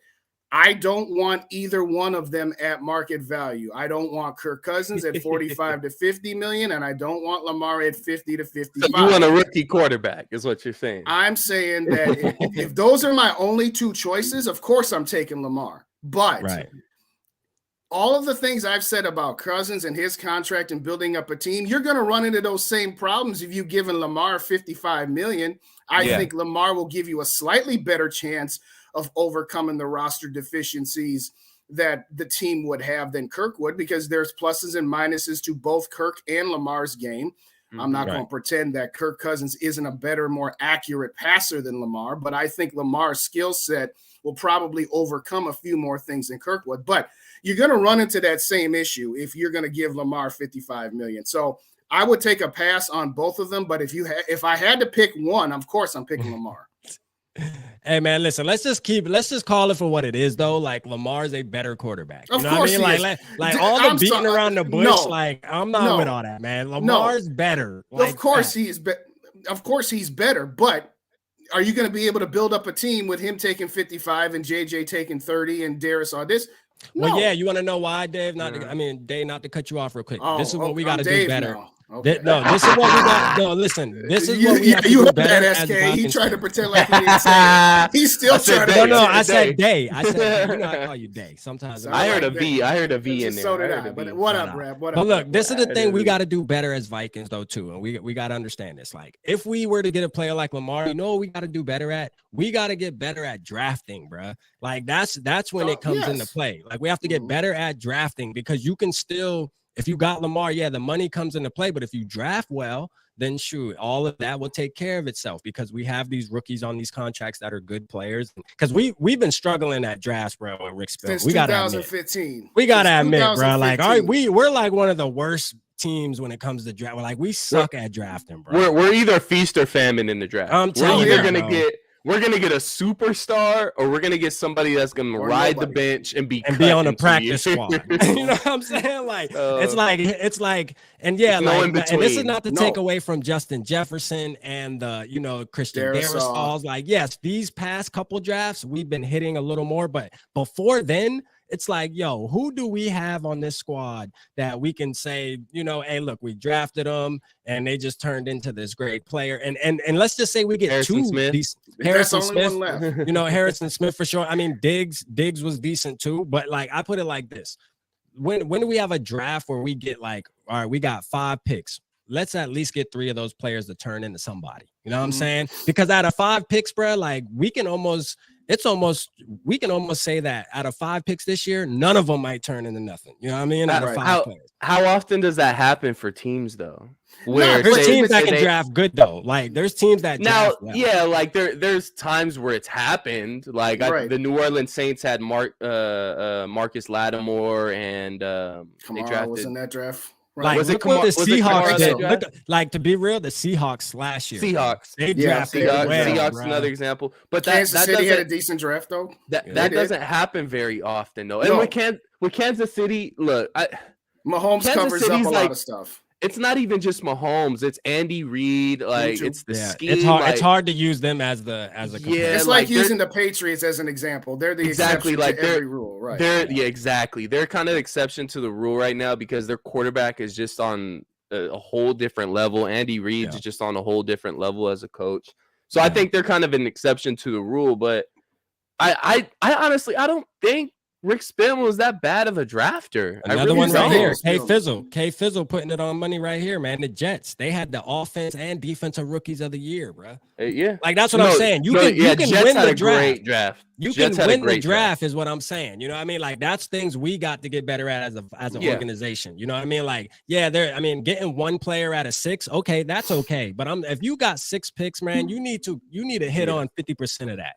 At least, and I'm not saying these guys got to be superstars, but I'm just saying like they need to be comfortable players that we can put in the game. You know what I'm saying? So if we look at last year's draft now, right? You know, we're not judgment's out on Lewis Cine right now because of the injury. So I don't think we can speak on Lewis Cine in that first round pick yet. Now, but you can throw it in there though, SK, and say that we failed. We did bad once again. Yeah, but if Lewis Cine comes out and, you know, is a starter this year and becomes a really good player, then we're talking about, hey, that was a really good pick, even though we, you know, fell back 20 spots. Yeah. So, you know, Lewis Cine, second round was Ed Ingram, correct? Yeah, and Booth, I think. Andrew Booth. Yeah, Booth and Ingram. Ed Ingram, I think judgment is out on him still yet. He had a, you know, suspect season, but he's a rookie. Still, I got to give him one more year. Give him one more year. Yeah. Our next pick was who was our next pick in the draft? I'm trying to think. Andrew Booth. Yeah. I'm kind of out on Andrew Booth just off the injury thing. Your resume tells me that you're injured. I mean, don't get me wrong though. Like I'm gonna back him a little bit going into this season just because I want him to succeed, bro. Like I'm tired of just kicking our players to the curb. Like, I want to see him succeed, man. But I like you though. I'm like, I mean, I don't think it's gonna happen, but my hopes are high though, man. Your best ability is your availability. Exactly. So cliche, but it's so true. Facts. Next pick after Andrew Booth was Asamoah, right? I'm looking right now. Hold up. Yeah, I think it was Asamoah. Yeah, it was Asamoah, and then it was Evans. Ingram, then Asamoah, then Evans. Okay. Hold on, Ingram, then Asamoah. I thought we got Booth. I thought Booth was the. All right, so Cine, then Booth. Cine, Booth, then Ingram. Okay. Then Ingram and then Asamoah. Yep. Yeah. Then so Asamoah, from what we've seen him on the field, now it was limited. Yeah. We got a starter next year, more than likely. We got a starting linebacker next year. So we can't say that was a bad pick. Next pick was was it Verdon Lowe? No, then it was Evans, like you said, after that. Yeah, Evans was the 4.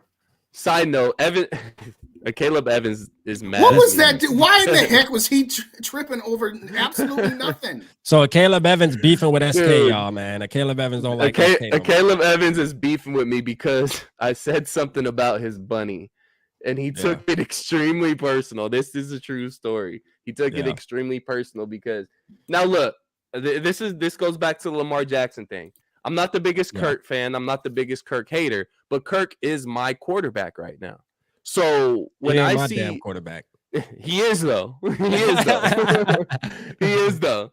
But when I see current players that are in the same locker room, and you're out, you could say it's recruiting. He put the little eyes with Lamar Jackson and tagged Lamar Jackson in it. Now I didn't come at him sideways by any means, but all I said was, you should post more about your bunny.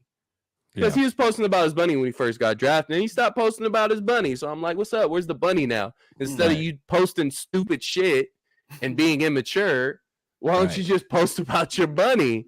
And he took it personal. He said his bunny had more, interesting things that I have ever said out of my mouth. And my feelings got hurt. So. Oh, he did him wrong, man. Oh, no, but Caleb Evans when Evans has a pick 6 in the preseason, SK will get on and apologize for his comment. You say you public apology. Yeah, and maybe he'll call me out after it happens or something. Yeah, well, probably. But to circle back to the main point, in Zimmer's first 2 seasons, 2014 and 2015, they had some real good drafts. They had Anthony Barr and Teddy Bridgewater in the first round, and then in that next year, you had Eric Kendricks, you had Stephon Diggs, Danielle Kendricks Hunter, in the second round too. In the second round, mind you. And look, Trey Wayne. A lot of people give Trey Wayne's heat. Yeah, Trey Wayne was a good corner. He was a good corner. He would get beat a lot, but but pairing him with Xavier Rhodes, who was in his prime at the time, That was a good fit. That was a good. It was a decent fit. I did it. Yeah, it was a good pick. Like I don't get where people. Oh, Trey Waynes was terrible. No, but what I'm saying when you compare, like to us as Vikings fans, we're gonna look a little harder and try to find what we like in our players though, because it's our players. But like if you compare us to other teams' draft and how they're drafting, like we're down there. You know what I mean? At least the past couple years. I would have took Trey Waynes out of all of our corners besides Patrick Peterson last year. All of them. Give me Trey Waynes. Over Duke? That's tough. Okay. That's tough. Well, all of our cornerbacks not named Patrick Peterson or Duke Shelley. And possibly Duke Shelley. Possibly Duke Shelley. But no, But the point is that since 2015, all right, let's toss out Jefferson and let's toss out Darisaw. 2016, Laquan Treadwell. 2017 didn't have a first pick because we traded for Sam Bradford. Ultimately, Dalvin Cook in the second round. Okay, sure, fine, whatever. 2018, where we could have got Lamar Jackson, by the way, but I digress. Mike Hughes. We weren't doing that. No. That was... Yeah, whatever. Okay, we're not going to start that one right now. 2019, Garrett Bradbury. So from 2016 to 2019, you have what? You have Garrett Bradbury. That's it for first-round picks. Because you got rid of Bradford after 2 years. Mike Hughes, I forgot about Jeff Gladney. All right, recipes, but you get my point. Yeah. My point is that that's for all the stuff we want to say about the team getting older and bloated contracts and mismanagement. The problem we had no choice. You didn't because you did not have anything coming in draft wise to supplement your roster. You don't have any star players on rookie contracts. And that's why this team eroded after 2019. And we took 2 years in 20 and 21. We went 7-9. So to your point, though, regardless of who the quarterback is, whether you love him, you hate him, you want this guy, you want to draft that guy, they have to be better. And again, Kwesi's had one season and it's an incomplete because you're not going to judge this draft class last year off of one season where you're changing your coaching staff. You're trying to change the culture.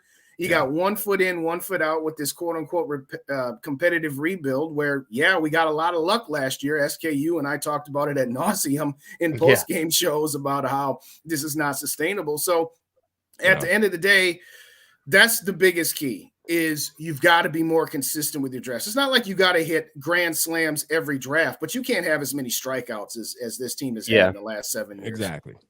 Well, it's time to accumulate picks now. It's time to get rid of guys like Dalvin Cook, Zadarius Smith. And whoa. I was about to say, don't say about nothing about Cook. Don't say nothing about Cook in front of Rap. No. Cook is Cook is gone.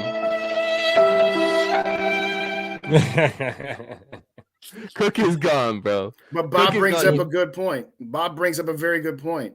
Everybody want to talk about, we can't give up all these first-round picks. Look at all these first-round picks we done just wasted. Yeah. So what's the difference at that point? Exactly. That's why I say sometimes you got to think about it in a different element when you think about, okay, we're giving up 2 first-round picks for Lamar, but we know Lamar is definite.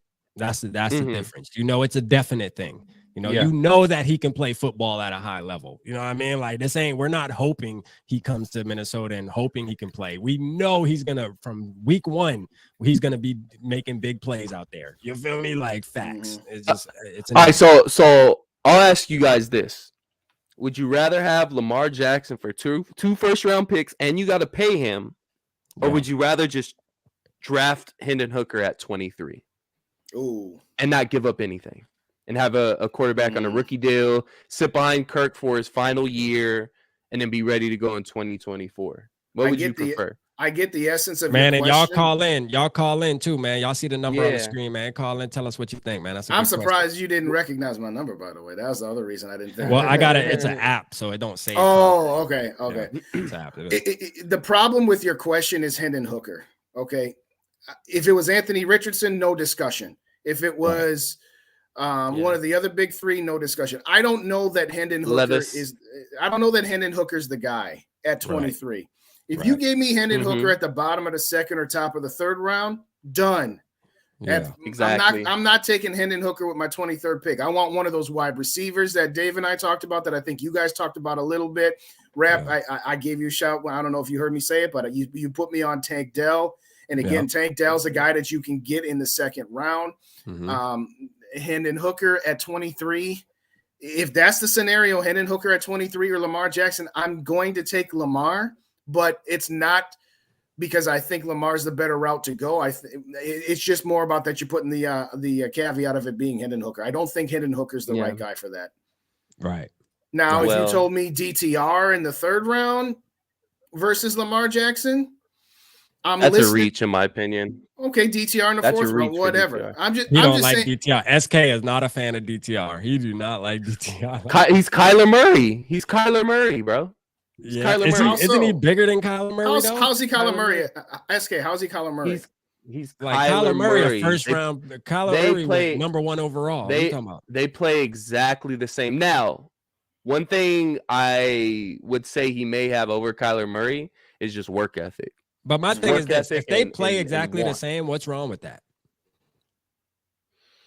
I don't like the size, man. I don't like him but he's so bigger small. than Kyler Murray, though, isn't he? Is he small? I'm not too sure. I thought he was bigger than Kyler Murray. Bro. I thought he was like 6'2". I thought he was a little taller than Kyler Murray. Let me look it up. Let me see. Yeah, I was about to say. Until too evil, he can keep on expecting. He wants his Randall jersey, man. Send him that Randall jersey, man.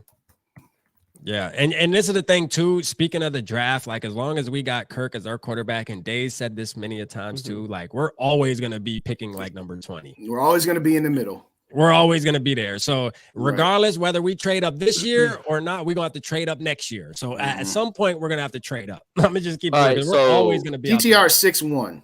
All right, so he's showing kind of smaller. And colleges they lie on that, so they probably gave him an inch or two on top of it. All right, so we'll say 5'11", 6 foot. Yeah, 5'11", 6 foot, 200 pounds. Okay. What's Kyler's size? All right, I think Kyler's like 5'10". I like Kyler. I'm a fan of Kyler Murray, though. I'm a fan of Kyler Murray. I think I'm a fan of his skill set. I do agree with SK. His mindset. His mindset. 5'10", 207. So he weighs more than DTR, but just a couple inches shorter. So again, essentially same size as Kyler Murray. Yeah. Now, one thing I will say, Kyler Murray does have an arm on him. Absolutely. He can be accurate, but there's times where I've seen him throw some really, really bad balls. And every quarterback has, their bad throws. Don't get me wrong, but it's that work ethic that scares me. Now, if DTR, he has a different mindset and he comes in with studying film for more than 4 hours a week, right? And if we can grab him in the 4th or 5th round, cool. Right. I'm cool with that. But I'm over the 4th or 5th round quarterbacks. I'm over it. If you're gonna go get a guy, go get a guy. Don't get another Kellen Mond. Don't go out there, and I love Tavares Jackson, but don't go out there and get another Tavares Jackson type guy. Like, go out there, and if you're gonna go out and draft somebody, draft a quarterback in the 1st round. Go out there and get fucking Lamar Jackson. Just like Mike was saying earlier, he called him for Philly. It's scare money don't make money, and right now I'm with you. We're comfortable. We're comfortable right now. And comfortability can be the most dangerous thing for an organization, because when you're comfortable, that means you feel like you don't need to make too much adjustments. Now, obviously, we're making plenty of adjustments, but are we comfortable at the quarterback position? Nope. But the Vikings are. The Vikings are comfortable at the quarterback position. Yeah, and that's the problem. That's the problem. And that's why we're not. That's why we're not. Well, and that's the thing with a lot of these Kirk stands is, I get it. Kirk is productive. Kirk has a good arm. Kirk is I get it. I can see why people would want to keep him as their quarterback. But it gets to a point to where it's like, all right, dude, like, we should kind of start looking elsewhere, especially when he's getting up in age like he is. It's like, all right, like, time's ticking. It hasn't worked out so far. Time to start looking in a different direction. So if you want to go anywhere in life, and this is not just football, anywhere in life, you got to get out of your comfort zone, or you're not going to grow. You're not going to grow as a person, and you're not going to grow as an organization if you continue to be comfortable with where you're at. So get uncomfortable. Get uncomfortable. Go take a chance. And it's not like this Bandino? Bandino, what you talking about? It's not like this. It's not like this organization hasn't taken chances before, though. We took a chance on Kirk Cousins. Right. Welcome to the dark side. So if you want a quarterback, go and get him. Don't wait until the 4th, 5th round to get him. I'm tired of it. Let's go and get your damn quarterback. Look. Bandino, how is it you haven't heard my analogy? What was that? I don't know.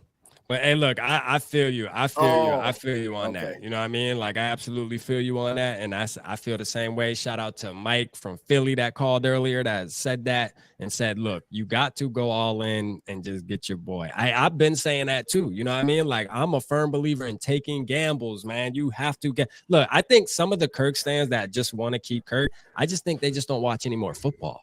They're comfortable. I just think they only watch Vikings football. That's the problem, is they don't really see what else is going on in the world. You know, it's like the person that never left their state. You know what I mean? All they know is their city and their state. They never been to Miami. If they're from, I'll use my city. Let's just say you're from South Carolina. You never been to Miami. You never been to California. You never been in New York. So you don't know any better. You know what I'm saying? But if you go out and you watch the rest of the league and watch the teams that keep getting into the playoffs every year and making runs, go look at their quarterbacks.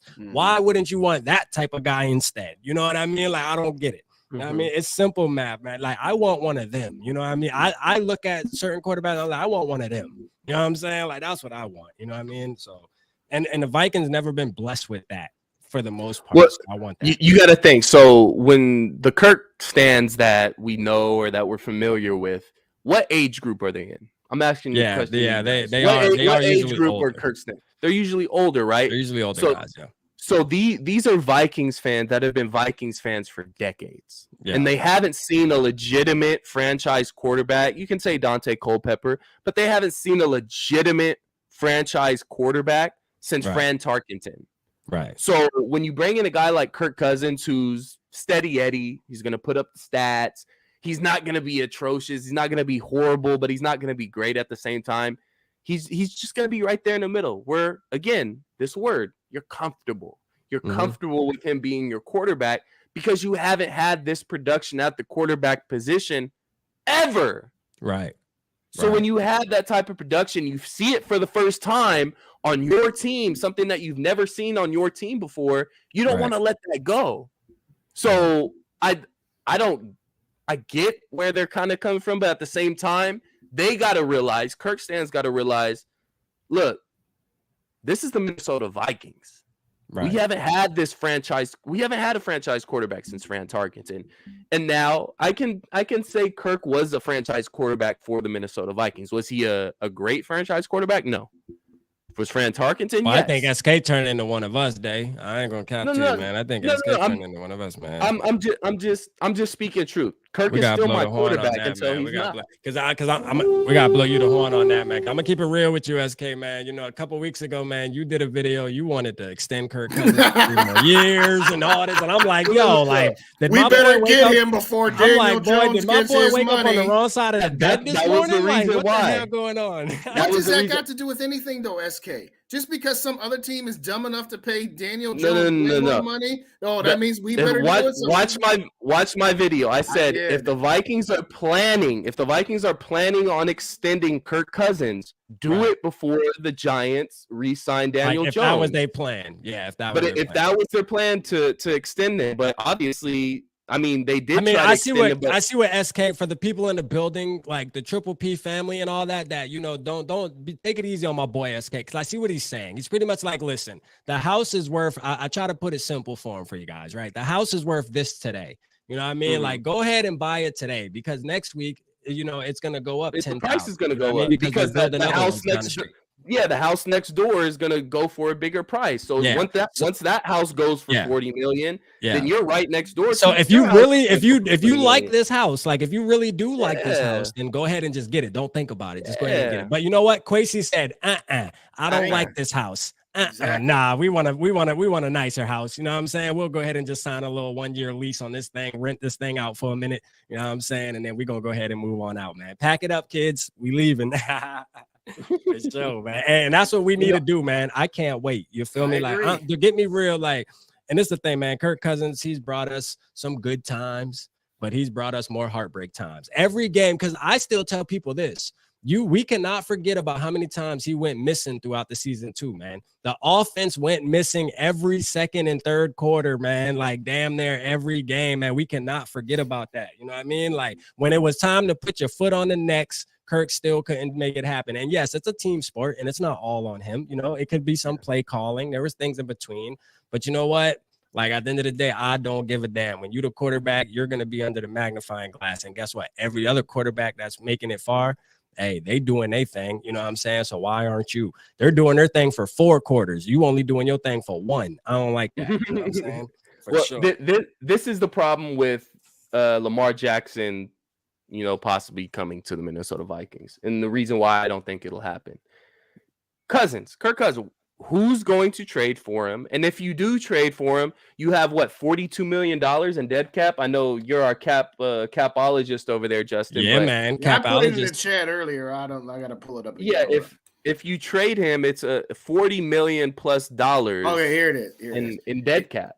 If you trade him before June 1st, it's 38.5. If you trade him after June 1st, it's 10 this year and 28.5 next year, which is where we're already at, regardless, with 28.5 next year. So is that 28 on top of the 28 that we already have? No, it's the same. It's the same 28. It's the same 28. And that's if we trade him after June 1st. Right. Okay. Well, look, that's shit. Trade him.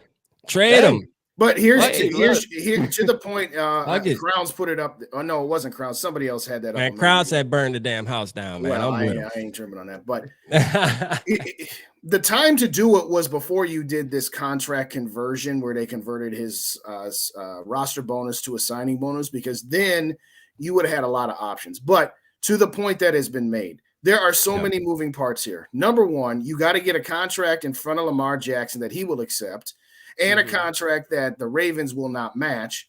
And you'd have to find a place to trade Kirk Cousins to, A, that he will accept in the first place, B, that will actually give you something in return. Yes, in a perfect wrap, and Justin, and we're ready to move on from Kirk Cousins' world, it would be you trade Kirk Cousins to a team that gives you a low-end first-round pick or a high-end second round, something like that. Yep. And then you make that deal contingent upon signing Lamar Jackson and it not being matched by the Ravens, so that you're not stuck out where you've traded Kirk and then Baltimore matches it and now you don't have any. Now, for me, if we had 1 year where we did trade Kirk and we didn't get Lamar and we just had to have a year of whatever, I would be okay with that, if I'm being honest with you. But the vast majority of the Vikings fans wouldn't be. And of course, Vikings ownership would not be okay with that either. But if you figure this, you trade Kirk Cousins. And I mean, Matt Ryan and Carson Wentz got second-round picks. So we can get at least that for Kirk, theoretically. Yeah. Assuming you find a spot that he would accept it. So man, I say we can get the Matthew Stafford haul, man. Why not that much? Why not, man? Because people saw what the Rams gave up and saw how much, they won a Super Bowl, and they also saw how much Denver just gave Seattle, and be like, it's kind of like the Herschel Walker trade. Once we done screwed that up, ain't nobody making trades like that anymore. Same kind of deal. Value's gone down. The value of that has gone down. But what I'm saying is, if you could take Kirk Cousins and parlay that into some sort of draft picks, to where you then take those draft picks plus your number 23, and that's what it costs you to get Lamar.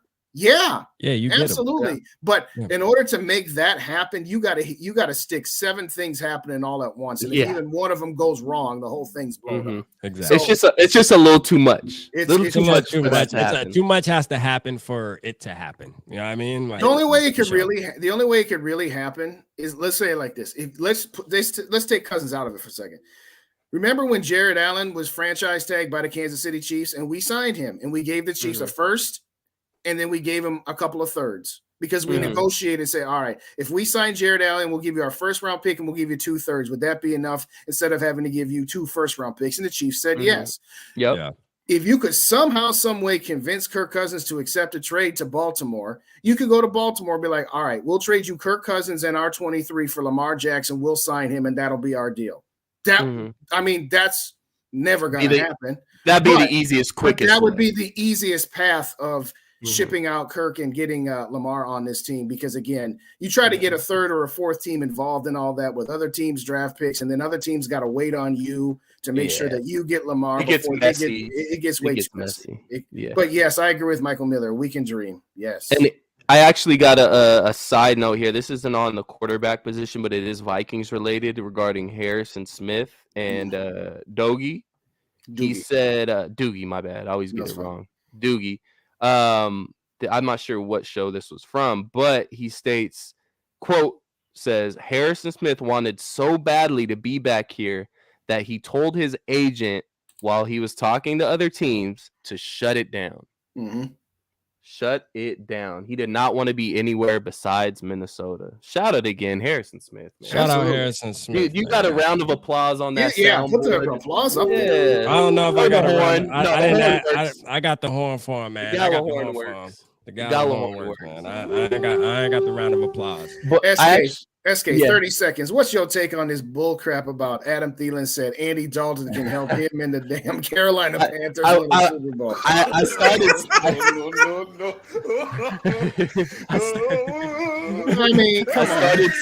I started speaking on it earlier, and we got a call. But no, like, we see this often in the NFL. It's just we notice it more because it's happening to our organization and Adam Thielen. But come on, Adam. I get it. You know, it's just like when Greg Jennings became a Minnesota Viking and he had the nerve to say that Christian Ponder was a better quarterback than Aaron Rodgers. Like, okay, like, come on, dude. Like, I don't understand. I don't understand the Vikings fans that are mad about it. Like, you do realize that he's got to say this, right? Like, but at the same time, Adam, you've already got the job. They hired you. Okay, you're not still in the interview. You're not still being interviewed. They already said yes, you're hired. You don't got to kiss some more butt by saying something like that. But no, I get it. It is. Adam wanted to get more money than the Vikings were willing to give, man. He wanted to be the number one wide receiver on the team. Well, he picked a team that he's going to be the number one wide receiver on because they got rid of what's his face to Chicago. DJ Moore. DJ Moore, right. But why what's up? I think it was his wife. Man. What's up, East I think it was his wife. His wife is the one that wanted out. I don't think it was all him. Now, I do think Adam Thielen wanted more opportunities and as far as targets and everything and scheming up for him. But I think ultimately his wife was in his ear like, man, let's go get this money, man. I wonder if his wife dresses him like Kirk Cousins' wife. I was just about to say, apparently Caitlin Thielen. Like, I bet your wife has his outfit picked out and shit. Like when he gets up in the morning.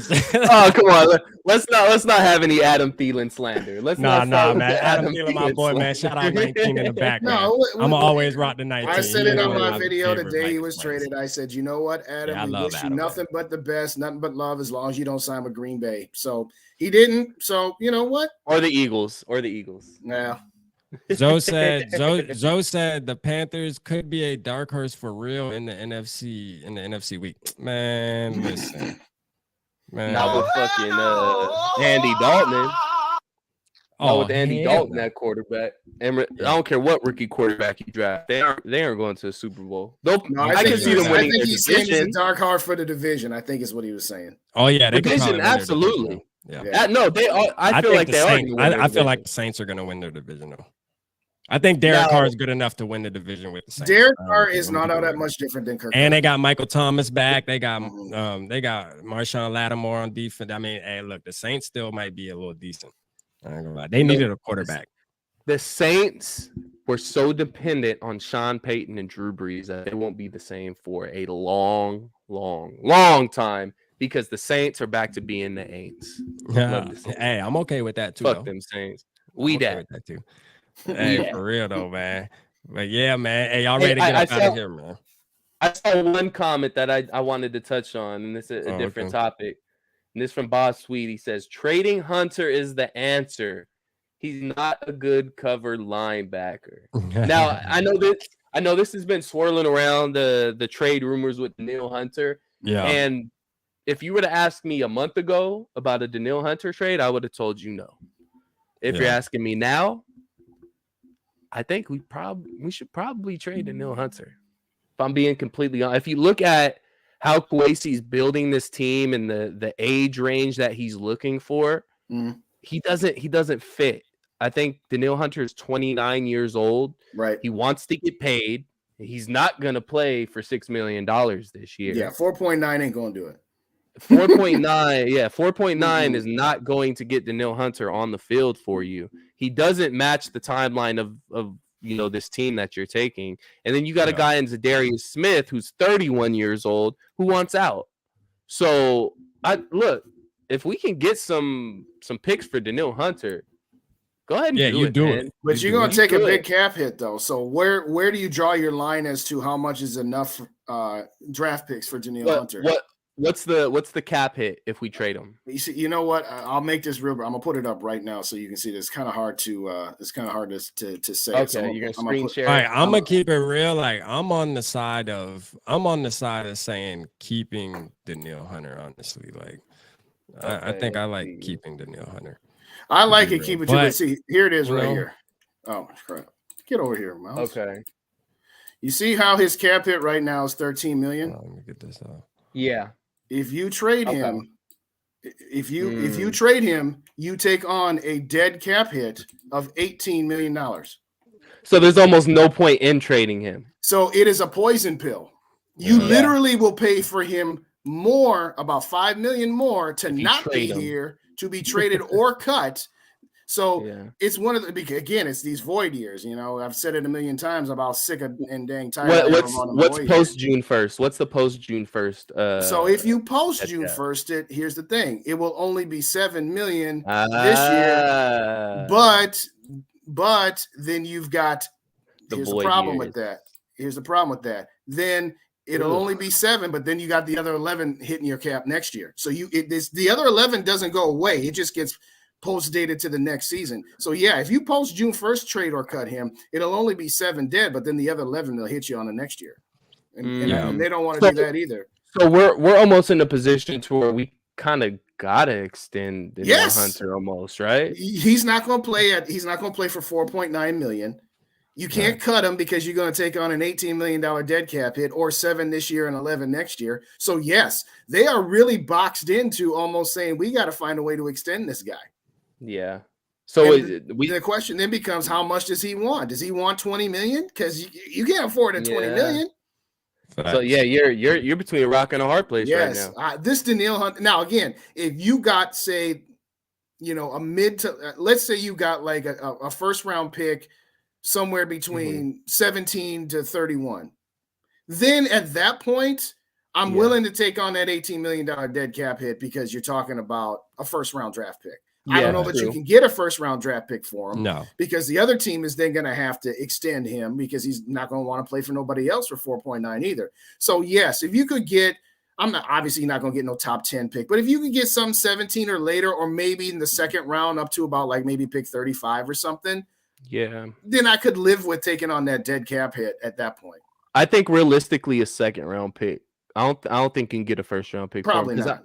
Now, in Viking circles and Vikings fan base, we're going to tell you Danielle Hunter is one of the top pass rushers in the league.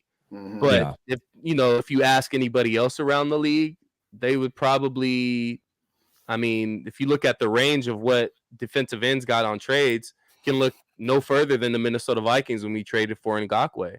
And we spent a second. What was it, a second round pick? It was second, right? Yeah, it was a second, and we got a 4th or a 5th later on the backside. Conditional pick or something like that. So I think that's about what Danielle is going to demand as far as the trade goes. I think we could get a second round pick for him, but is that worth it? Is the question. Yeah, Too Evil says, let's be honest. Like we're not contending for a Super Bowl this year, so trade as much. I agree. For as much draft capital I as would possible. do it. I like what David said a moment ago. If you could trade him to, like, say, the Buffalo Bills for pick 27. Oh yeah. Can you imagine Danielle Hunter going to the Bills? Yeah.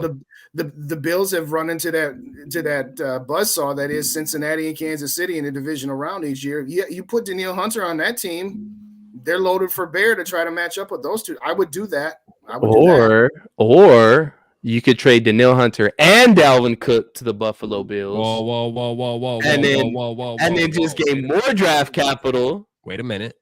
You get more draft capital, and then we can move up in the draft if we want to. If you have the 23 and 27th picks in this year's draft, you can move up in the top 10, top 7 picks. You can move up. Yeah, you probably have to do. Let me ask y'all this. Let's say we let's cut the money out of it real quick. Let's cut the money out of it. Would y'all trade Dalvin Cook like if money didn't exist? Like if it was just, hey, he's just a player on your team. Would y'all trade? Money does exist. If money didn't exist, Kirk Cousins wouldn't be half the problem. I think y'all got a deeper problem with my boy Dalvin than the money, man. No, I love Dalvin, bro. No. I love Dalvin, but I'm not paying him $14 million. I'm sorry, I'm not paying. Hey, Tony Pollard. Tony Pollard's getting $10 million. You know what I'm saying? Well, good for him. They franchise tagged him. I don't know why they did that. Good for him. I'm not paying Adrian Peterson $14 million to play on this team.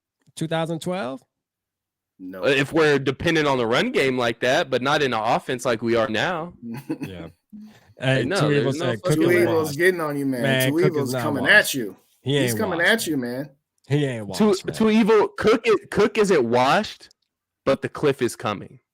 That the cliff is coming. So get what you can while you can, because that cliff could hit next season, and then there's absolutely no trade value in Dalvin Cook. Get it while you can. But we don't got no signs that the cliff's coming. Not yet. That's what you hold on, Rap. Hold up. Think about this time a year ago, what you could have got for Adam Thielen and Eric Kendricks. What could you have got for those guys? Eric Kendricks had not shown any signs of falling off the cliff. Yeah. Adam Thielen was still a pretty productive wide receiver too behind Jefferson. It was his cap hit more than anything. Exactly. Which is the same thing with Cook.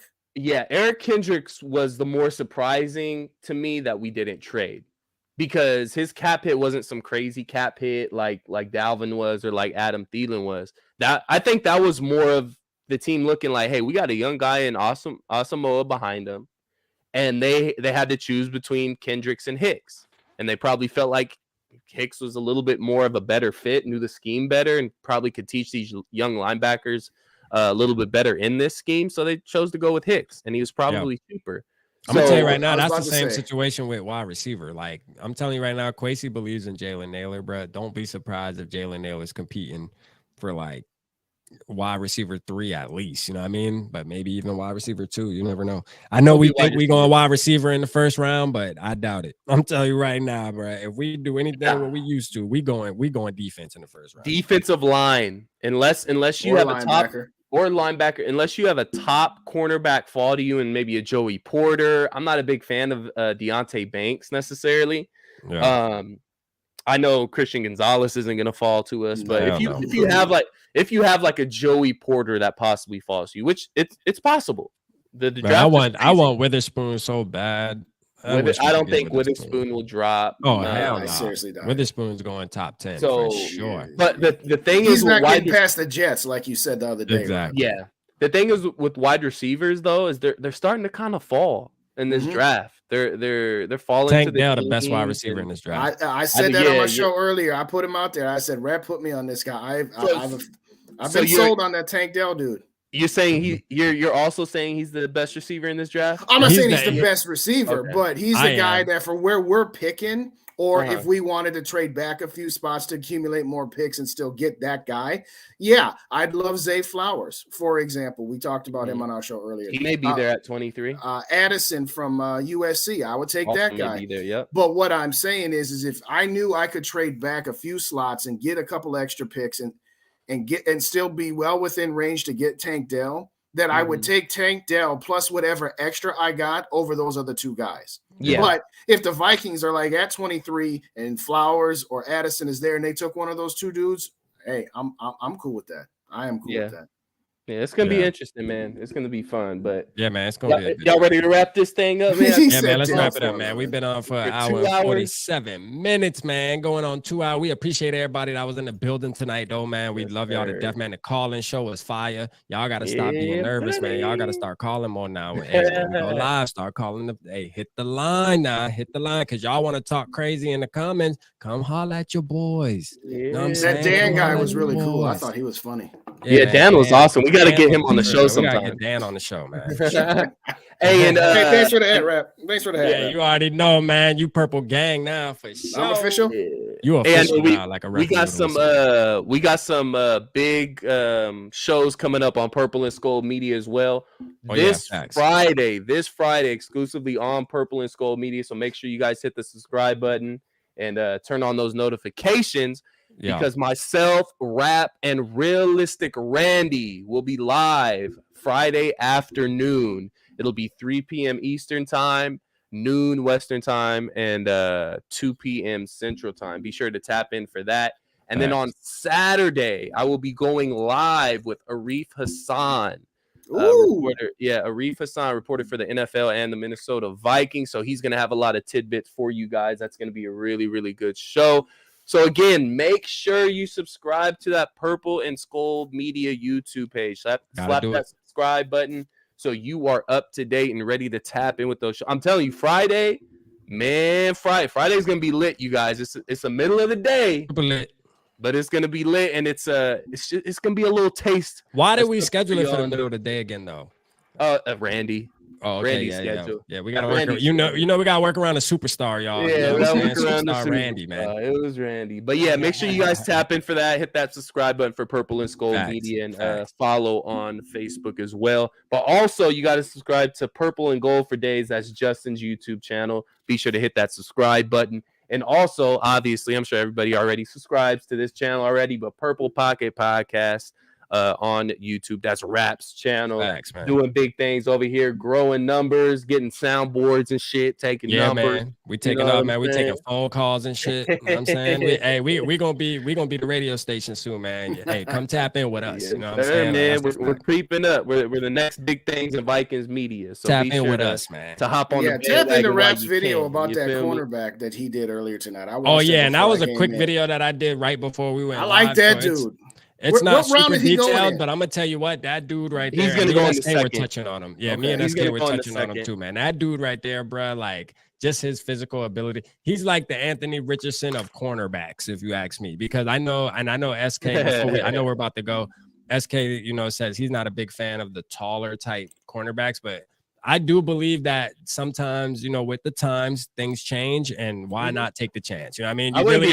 You're really not risking too much to get him, because I know, SK, you say second round, but I haven't seen this dude's name on anybody's draft board, man, to be real. I would even say maybe early third, but if it is seconds, I still think you should trade back and try to get him. You know what I'm saying? If you can. Yeah. You know what I'm saying? Yeah, no, I wouldn't be mad at it.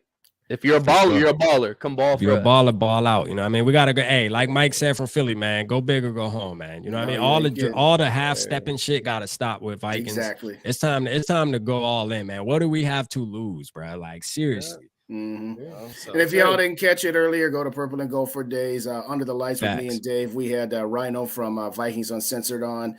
We had a whole list of stuff we was going to talk about. And funny, the first 45 minutes might have happened to have been just Kirk versus Lamar. Yeah, and y'all know Dave was over there. Like, you know where Dave was at, and you know where I was at. So you can see Rhino being the referee and correctly picking the right side. But go check that out if y'all get a chance to. And hit that like button, hit the subscribe buttons. Yeah, that was fun. Shout out Dave, though, man. We appreciate all y'all that tap in, though, man. Absolutely. Real talk, we say it every show, and it may sound so like used to hearing Rap and SK and Justin say we appreciate y'all, but we really appreciate y'all. You guys motivate us to keep coming on here and talking Vikings content. So again, we appreciate you guys tapping in, commenting, everybody that called in, everybody that hit that subscribe button, that hit that like button, man. Hit that super chat button too. Hit that super chat button, and everybody on Facebook hitting those stars. Even though we ain't got no stars yet, we're working on that. Okay, but no, we'll get there. We really appreciate you guys, man. You guys motivate us to keep doing this. Absolutely. Thing. So keep tapping in. And y'all are the reason why, like we get the soundboards and we upgrade our equipment like SK and UC Day. We're upgrading. Guess who does that? Y'all, man. So y'all keep tapping in, man. We love y'all to death. Everybody wants a mock, man. If you need to leave, I'm out. I am out. I'll do a quick 10-minute, 15-minute mock. SK gonna do a mock for y'all, man. I gotta get up. I'll watch though for sure. I gotta take a shower. I'll show y'all how much I appreciate y'all. My ass stank like a motherfucker, man. Like, hey, already stank right now, boy. Like, listen, I don't even shower. I can't write the live. You know what I mean? So, hey, I love y'all in the chat. SK gonna mock for y'all. You feel me? But hey, we're doing a quick mock, yo. I ain't gonna do all these crazy trades or nothing. I know, right? But yeah, appreciate you, Justin. Right, we're gonna lock up again, y'all. All right, family. All right. Where you at? You at 216? Let me see if we can't get you something here. Hold up. Yeah, let's get you a couple more. Let's get you a couple more, baby. Let's get a couple more. All right. So, all right, let me pull up this mock. Let me get pull it up. Yeah, I'll pull it up. Screen share it. All right, y'all. We just got 2 more for Purple and SKOL'd Media. Get 6 more tonight. Get 6 more tonight on Purple and Gold. I need 6 to get to 500. I need 6 to get to 500. I'm gonna show you what I'm gonna give away. Once we get to 300, if we get to 300, I'm gonna do a giveaway. So give me 1 second. I'm gonna show you what I'm gonna give away. All right. While you're doing that, I'll throw it down for a minute. Okay, now it's my show, ladies and gentlemen. No, I'm just playing. In all seriousness, we dead serious. I know we all joke around, but we very much do appreciate you guys. And I know we see a lot of crossover people up on Rap's channel, my channel, on this channel, as well as GG Sports, as well as Dave. And from the bottom of all of our hearts, y'all make this fun. I mean, I remember the first couple of times I did this and I was talking to 1 or 2 people at best. And I think it was probably both some members of my family or friend circle. I wasn't talking to none of you guys. So at the same time, put your address up. What you mean, Bob? Oh, the YouTube. I think you're talking about. Hold up. All right. So once we hit 300, I'm going to do a giveaway, y'all. And this is what I'm going to be giving away. So, future running back 1, Alexander Madison. We got a memorabilia card, not game worn jersey, but he did wear that jersey. It's a nice jersey worn patch, and it is numbered, I believe, 2, if I'm not mistaken. It's numbered out of 299. So there's only 299 of these cards, y'all. I'm gonna pick a winner. It could be on Facebook, or actually, no, this is just YouTube. So if you're on Facebook and don't follow Purple and SKOL'd Media on YouTube, go and subscribe to the channel and you'll enter for a chance to win an Alexander Madison memorabilia card out of 300. So you don't want to miss out on that. It's a good, nice little prize for y'all. He said, SK, open that up and taste it to make sure it's authentic. Well, if it is, it won't be after that. So there's a little sweat stain right there on the jersey. You're right. But all right, let's go ahead and get this mock draft started so we can get the hell up out of here. First of all, let me get rid of this share before I do something. Hold on a second. I think I got to get rid of mine. That might be your problem. All right. Boom. All right, now is it you up can. there? It's coming up now. I forgot to turn off mine from earlier, so that's why you okay, no worries. So we're gonna keep the draft speed pretty fast. I'm just gonna take it down 1 notch. You gonna do 2 rounds, 3 rounds? What you gonna do? Let's do 5 rounds. We'll make it, and we won't do too many trades. Let's keep the limit of trades at 1, and that's probably gonna be if we trade back in the first round. 1 or 2. Offer up Buffalo Danielle Hunter for that 27. Let's start with that. All right, we were talking about earlier. Let's throw the randomness up a little bit because all your mock drafts end up being pretty much the same every time you guys do them. Yeah, I get like the same players every time. Mm-hmm. So yeah, let's throw up the randomness and let's get this started. All right, so start the draft here. Just let it ride to our pick. See if anybody falls. All top 4 quarterbacks are off the board. There's a Joey shot. Porter Jr.'s off Sarah? the board. Zay Flowers off the board. All right, now here's who we got. We got Cansey, who's an option. We got Banks, who could be an option. Jordan Addison right there, which would be a really good pick to pair with Justin Jefferson. I think those are the guys that we're looking at 23. Yeah. Now we got 2 trade offers. Let's see what the trade offers are. Oh, it's the Cleveland Browns all the way at 42. We don't want to trade that far back. Nope. What's the other one? Yeah, not even, because it's 42, and then their next pick is until 98. So we're not doing that. No. And I think the next team is going to be in the 40s as well. So I don't think it's – yeah, New England Patriots at 46. No, thank you. So, yeah, I think we make the pick here, and I think I'm leaning Addison here. What do you think? I would agree. With Zay Flowers going on Addison. pick 20 and a Jigba going at 21. Yeah, let's see a wide receiver room. I love Kancey. I love Kancey. The only issue I have is that he's on the smaller side. And pull his info up. What's he at? No, Kancey is a beast, dude. Kancey is ridiculous.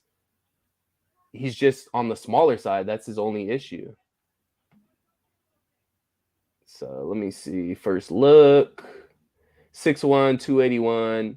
The Aaron Donald comps will only pick up steam after Kancey broke Donald's record in a 40-yard dash with a 4.6. He may be undersized with sub 31-inch arms, but my lord, is he difficult to block. Where he wins, Twitch. Kancey is a wound-up defensive tackle who does everything with urgency. His hands are just as quick as his feet, and he knows how to use both. What's his role? A penetrating 3-tech defensive tackle. If you're asking him to play inside, you better allow Kancey the freedom to get upfield. He simply can't be a hold-the-point defensive tackle. His skill set is also intriguing for some rotational reps on the edge. What he can improve, playing under control. The size shortcomings aren't going anywhere, but Kancey is much better at working around them when his hands aren't in such a hurry. So that can be fixed. The only issue with Kancey is strictly his size. So is he a tackle or is he an edge? He's predominantly a tackle, but they used him on the edge too because he's flexible like that. I love Kancey. Now we can grab Kancey here, which that's an obvious need. That's an obvious need at interior defensive line, and then we can come back and grab a guy like Tank Dell and still address that receiver position, or we can just draft a Jordan Addison here and see if we possibly. I don't think Mozzie Smith will be available. Pull up Mozzie for me real quick. I ain't seen him for a minute. I seen him a while ago, but I got to remind myself. I like Mozzie a lot. I think he fits in a little bit better. I just think Kancey has far more upside. I think Kancey can be a superstar. He can be a superstar, in my opinion. Mozzie, I don't think necessarily a superstar, but he's going to be a very good football player. And Ika, too. Ika out of Baylor is actually a good defensive lineman as well. So I'll pull up Mozzie here, but I don't think he's going to be there for our next pick, if I'm being honest. Probably not. No, I wouldn't say. Let's see. 6'3", 233. I mean, again, it's not just about height and weight, but 281 for a tackle. That's light. Yeah, exactly. And that's smaller than Aaron Donald. Right. People are talking about Aaron Donald being small. He's smaller than Aaron Donald. So that's the issue there. So all Smith did was flex his muscles and route to 34 bench reps with 33 3/4 inch arms. That was the most of any player in attendance and backs up the prodigious play strength that he shows on tape. Where he wins, grown man strength. When Smith gets his paws inside your shoulder pads, good night. His hands are so strong that shedding blocks are an afterthought. What's his role? Nose tackle. Smith is a true hold-the-point nose tackle. He won't be much more than a pocket pusher in the passing game, but he has the strength to do just that in the NFL. Where he can improve, his hands. Smith has the kind of pop in his hands that can't be coached, but he often lacks urgency. He doesn't possess the violence and speed to be an impactful pass rusher. So essentially, these guys are complete opposites. Yeah. They're complete opposites. So Kancey is a guy that you're going to get the pass rush up the middle, something that we've kind of been lacking, but we've also been lacking run defense up the middle. Right. Too. So what you're saying is that Kancey is kind of the Kevin Williams and Smith is more the Pat Williams, so to speak. Yes. Okay. Yes. Exactly. I really wish I knew right now what they were doing with Danielle Hunter and Zadarius Smith. Yeah. Because if let's say hypothetically speaking, and this is a long shot at best, but what if you had all three of those guys and you had all three of those guys happy and you had 3 of the top 15 pressure edge guys? Yeah. Then I'm more inclined to go with the dude from Michigan. Yep. But we don't know that that's going to be the case, and we also don't think that that's a high probability. So if I'm going to assume that one or both of Za'Darius and Daniil are gone, then I would take Kancey. If we're going to take one of these two, if we're going to throw out the wide receivers, hope we can get Tank later on. That's my analysis. Now remember, we're gonna try to attempt to grab that 27th overall pick from Buffalo as well. So we're in a position here to where we still have Tank Dell late in the draft. I think we can grab him with our next pick. So we could go Kancey here and then possibly a Addison at 27. Okay. So when you make this pick, do you got to hit a pause button so that it doesn't start going? I just slowed the speed down, so we'll be able to catch him as long as we can jump back in. Yeah. Okay. So what are our options here? It's Kancey or Addison, right? Yes. Now I think Kancey will probably be off the board first. I agree. I would go Kancey. Kancey in this scenario that we've presented. Yeah, I would do that, and then let's see if we can get back in. Well, look, I'm telling you right now, the Giants are going to draft Addison. That's a good point. And if it's not the Giants, it's the Cowboys. That's true. So, but look, if we're not getting Addison if we draft Kancey. If we draft Addison, we're not getting Kancey. So it's one or the other. Because the Cowboys are more than likely going to draft either Kancey if Kancey's there or Addison if Addison is there. Yeah, I would probably go Kancey just because, again, we got Tank Dell in our back pocket, so to speak. There's no way Tank's going this high. So I would probably go Kancey. This is probably what I Okay, let's go Kancey then, and then we'll pause before the Buffalo pick. There's 25, 26. Uh-oh. Okay, let's see. Wow, Addison is still there. Okay, make this trade. Let's see if they accept the trade. Right. We're talking like they already accepted it. All right, so let's... Daniil Hunter. Throw in Dalvin Cook if you have to. I don't even care. All right. I want to be somewhat realistic. Yeah. You're the one who says send both Dalvin and Daniil up there. If they'll take it, be my man. Okay, so trade won't be accepted straight up. So we're going to have to... Wow, they don't want Daniil at all. They don't want Daniil at all. Can you do more than one player, or can you only do one player? Like, they're not showing any interest in Daniil, like, at all. Okay. So let's see. Man, no Dalvin either. They must have somebody they really want there. Yeah, bro, look. They are not interested whatsoever. So if you did like 80 just for kicks, and this is just being dumb anyway, but what if you gave the first round in one of the future years we got? Okay. I don't think let's do this, and then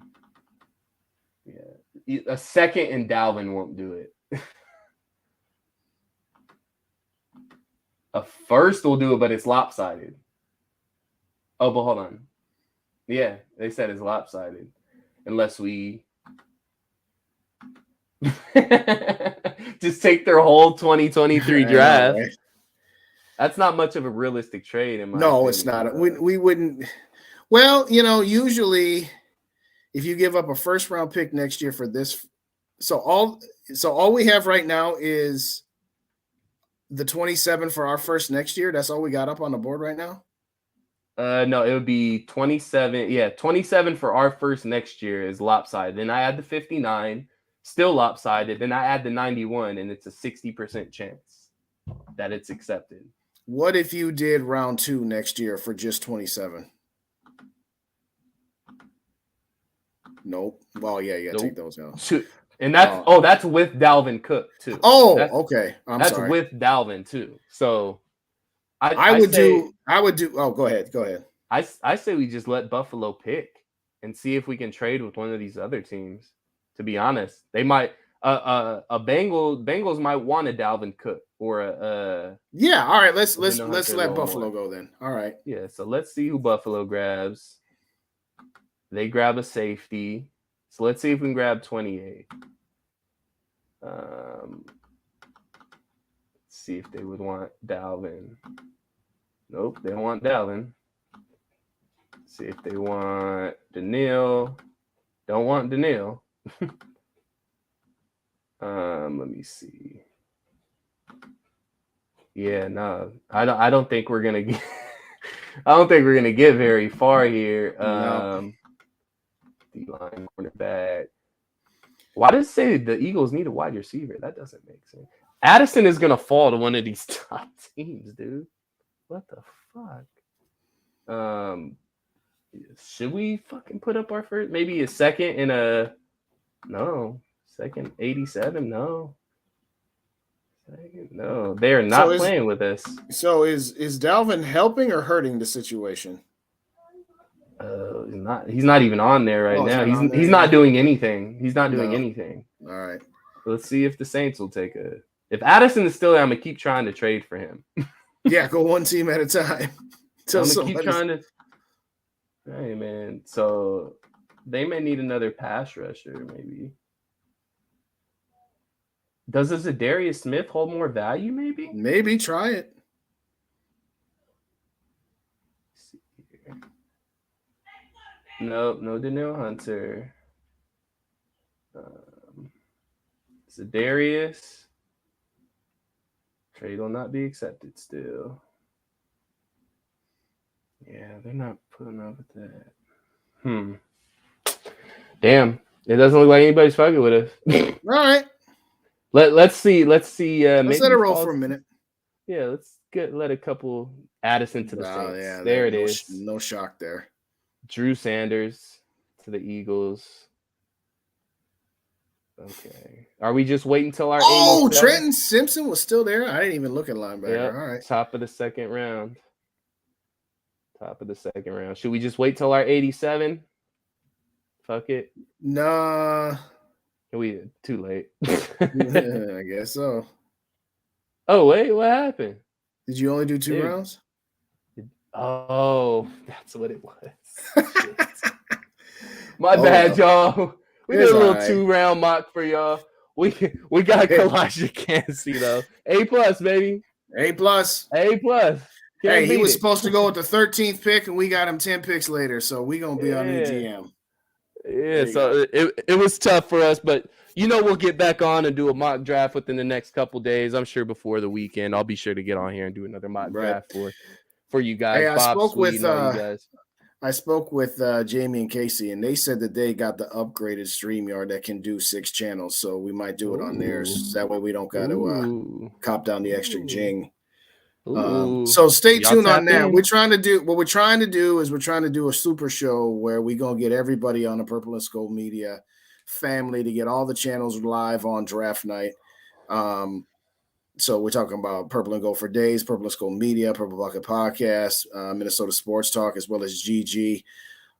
Because if it's not already chaos when it's 3 or 4 people, let's just get everybody up in the house. Let's get all 6 of us. I don't know if anybody else is going to join there, but I know we can get up to 10 people, but we can't get more than 3 channels at a time. So we're trying to figure out a way to do that, to link them all up here so that we can all just kick it the entire night with you guys. So keep it tuned to all the channels there. Hit them notification buttons too. That's the real easiest way, because I know 2 seconds after Rap drops a video that I'm always like the first or second thing, because I'm always checking out what Rap got going on, even if it's something crazy. It's always crazy with Rap. And but I say even when I was being sarcastic, because we know most of the time it is. But no, that dude looks solid. That dude that he put up there tonight, I was like, oh, he is. Okay. He'll be going in the second round. So hey, man, I would take that. You never know. But we appreciate you guys tapping in with us again. And remember, we do got the giveaway on Purple and SKOL'd Media for the Alexander Madison patch card out of 299. You're going to want to get that. So once we hit 300 subscribers, I'll be doing a giveaway to all my YouTube followers. So be sure to look out for that.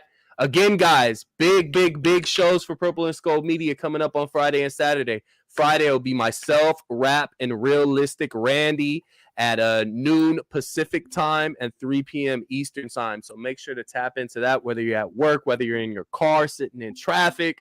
Make sure to tune in and listen to us. That's going to be a really good show. And on Saturday as well, I'll be going live with Arif Hassan. That should be a really fun show. And that should have a lot of some tidbits, some Vikings tidbits. So be sure to tap in for that. You'll get a lot of info on the Minnesota Vikings offseason on Saturday as well. So thank you guys again. Go follow Purple and Gold for Days. That's Justin's page. And slap that subscribe button for Purple and SKOL'd Media. Again, appreciate you guys. It's your boy SK, Justin Day. Good night. Good night. Peace.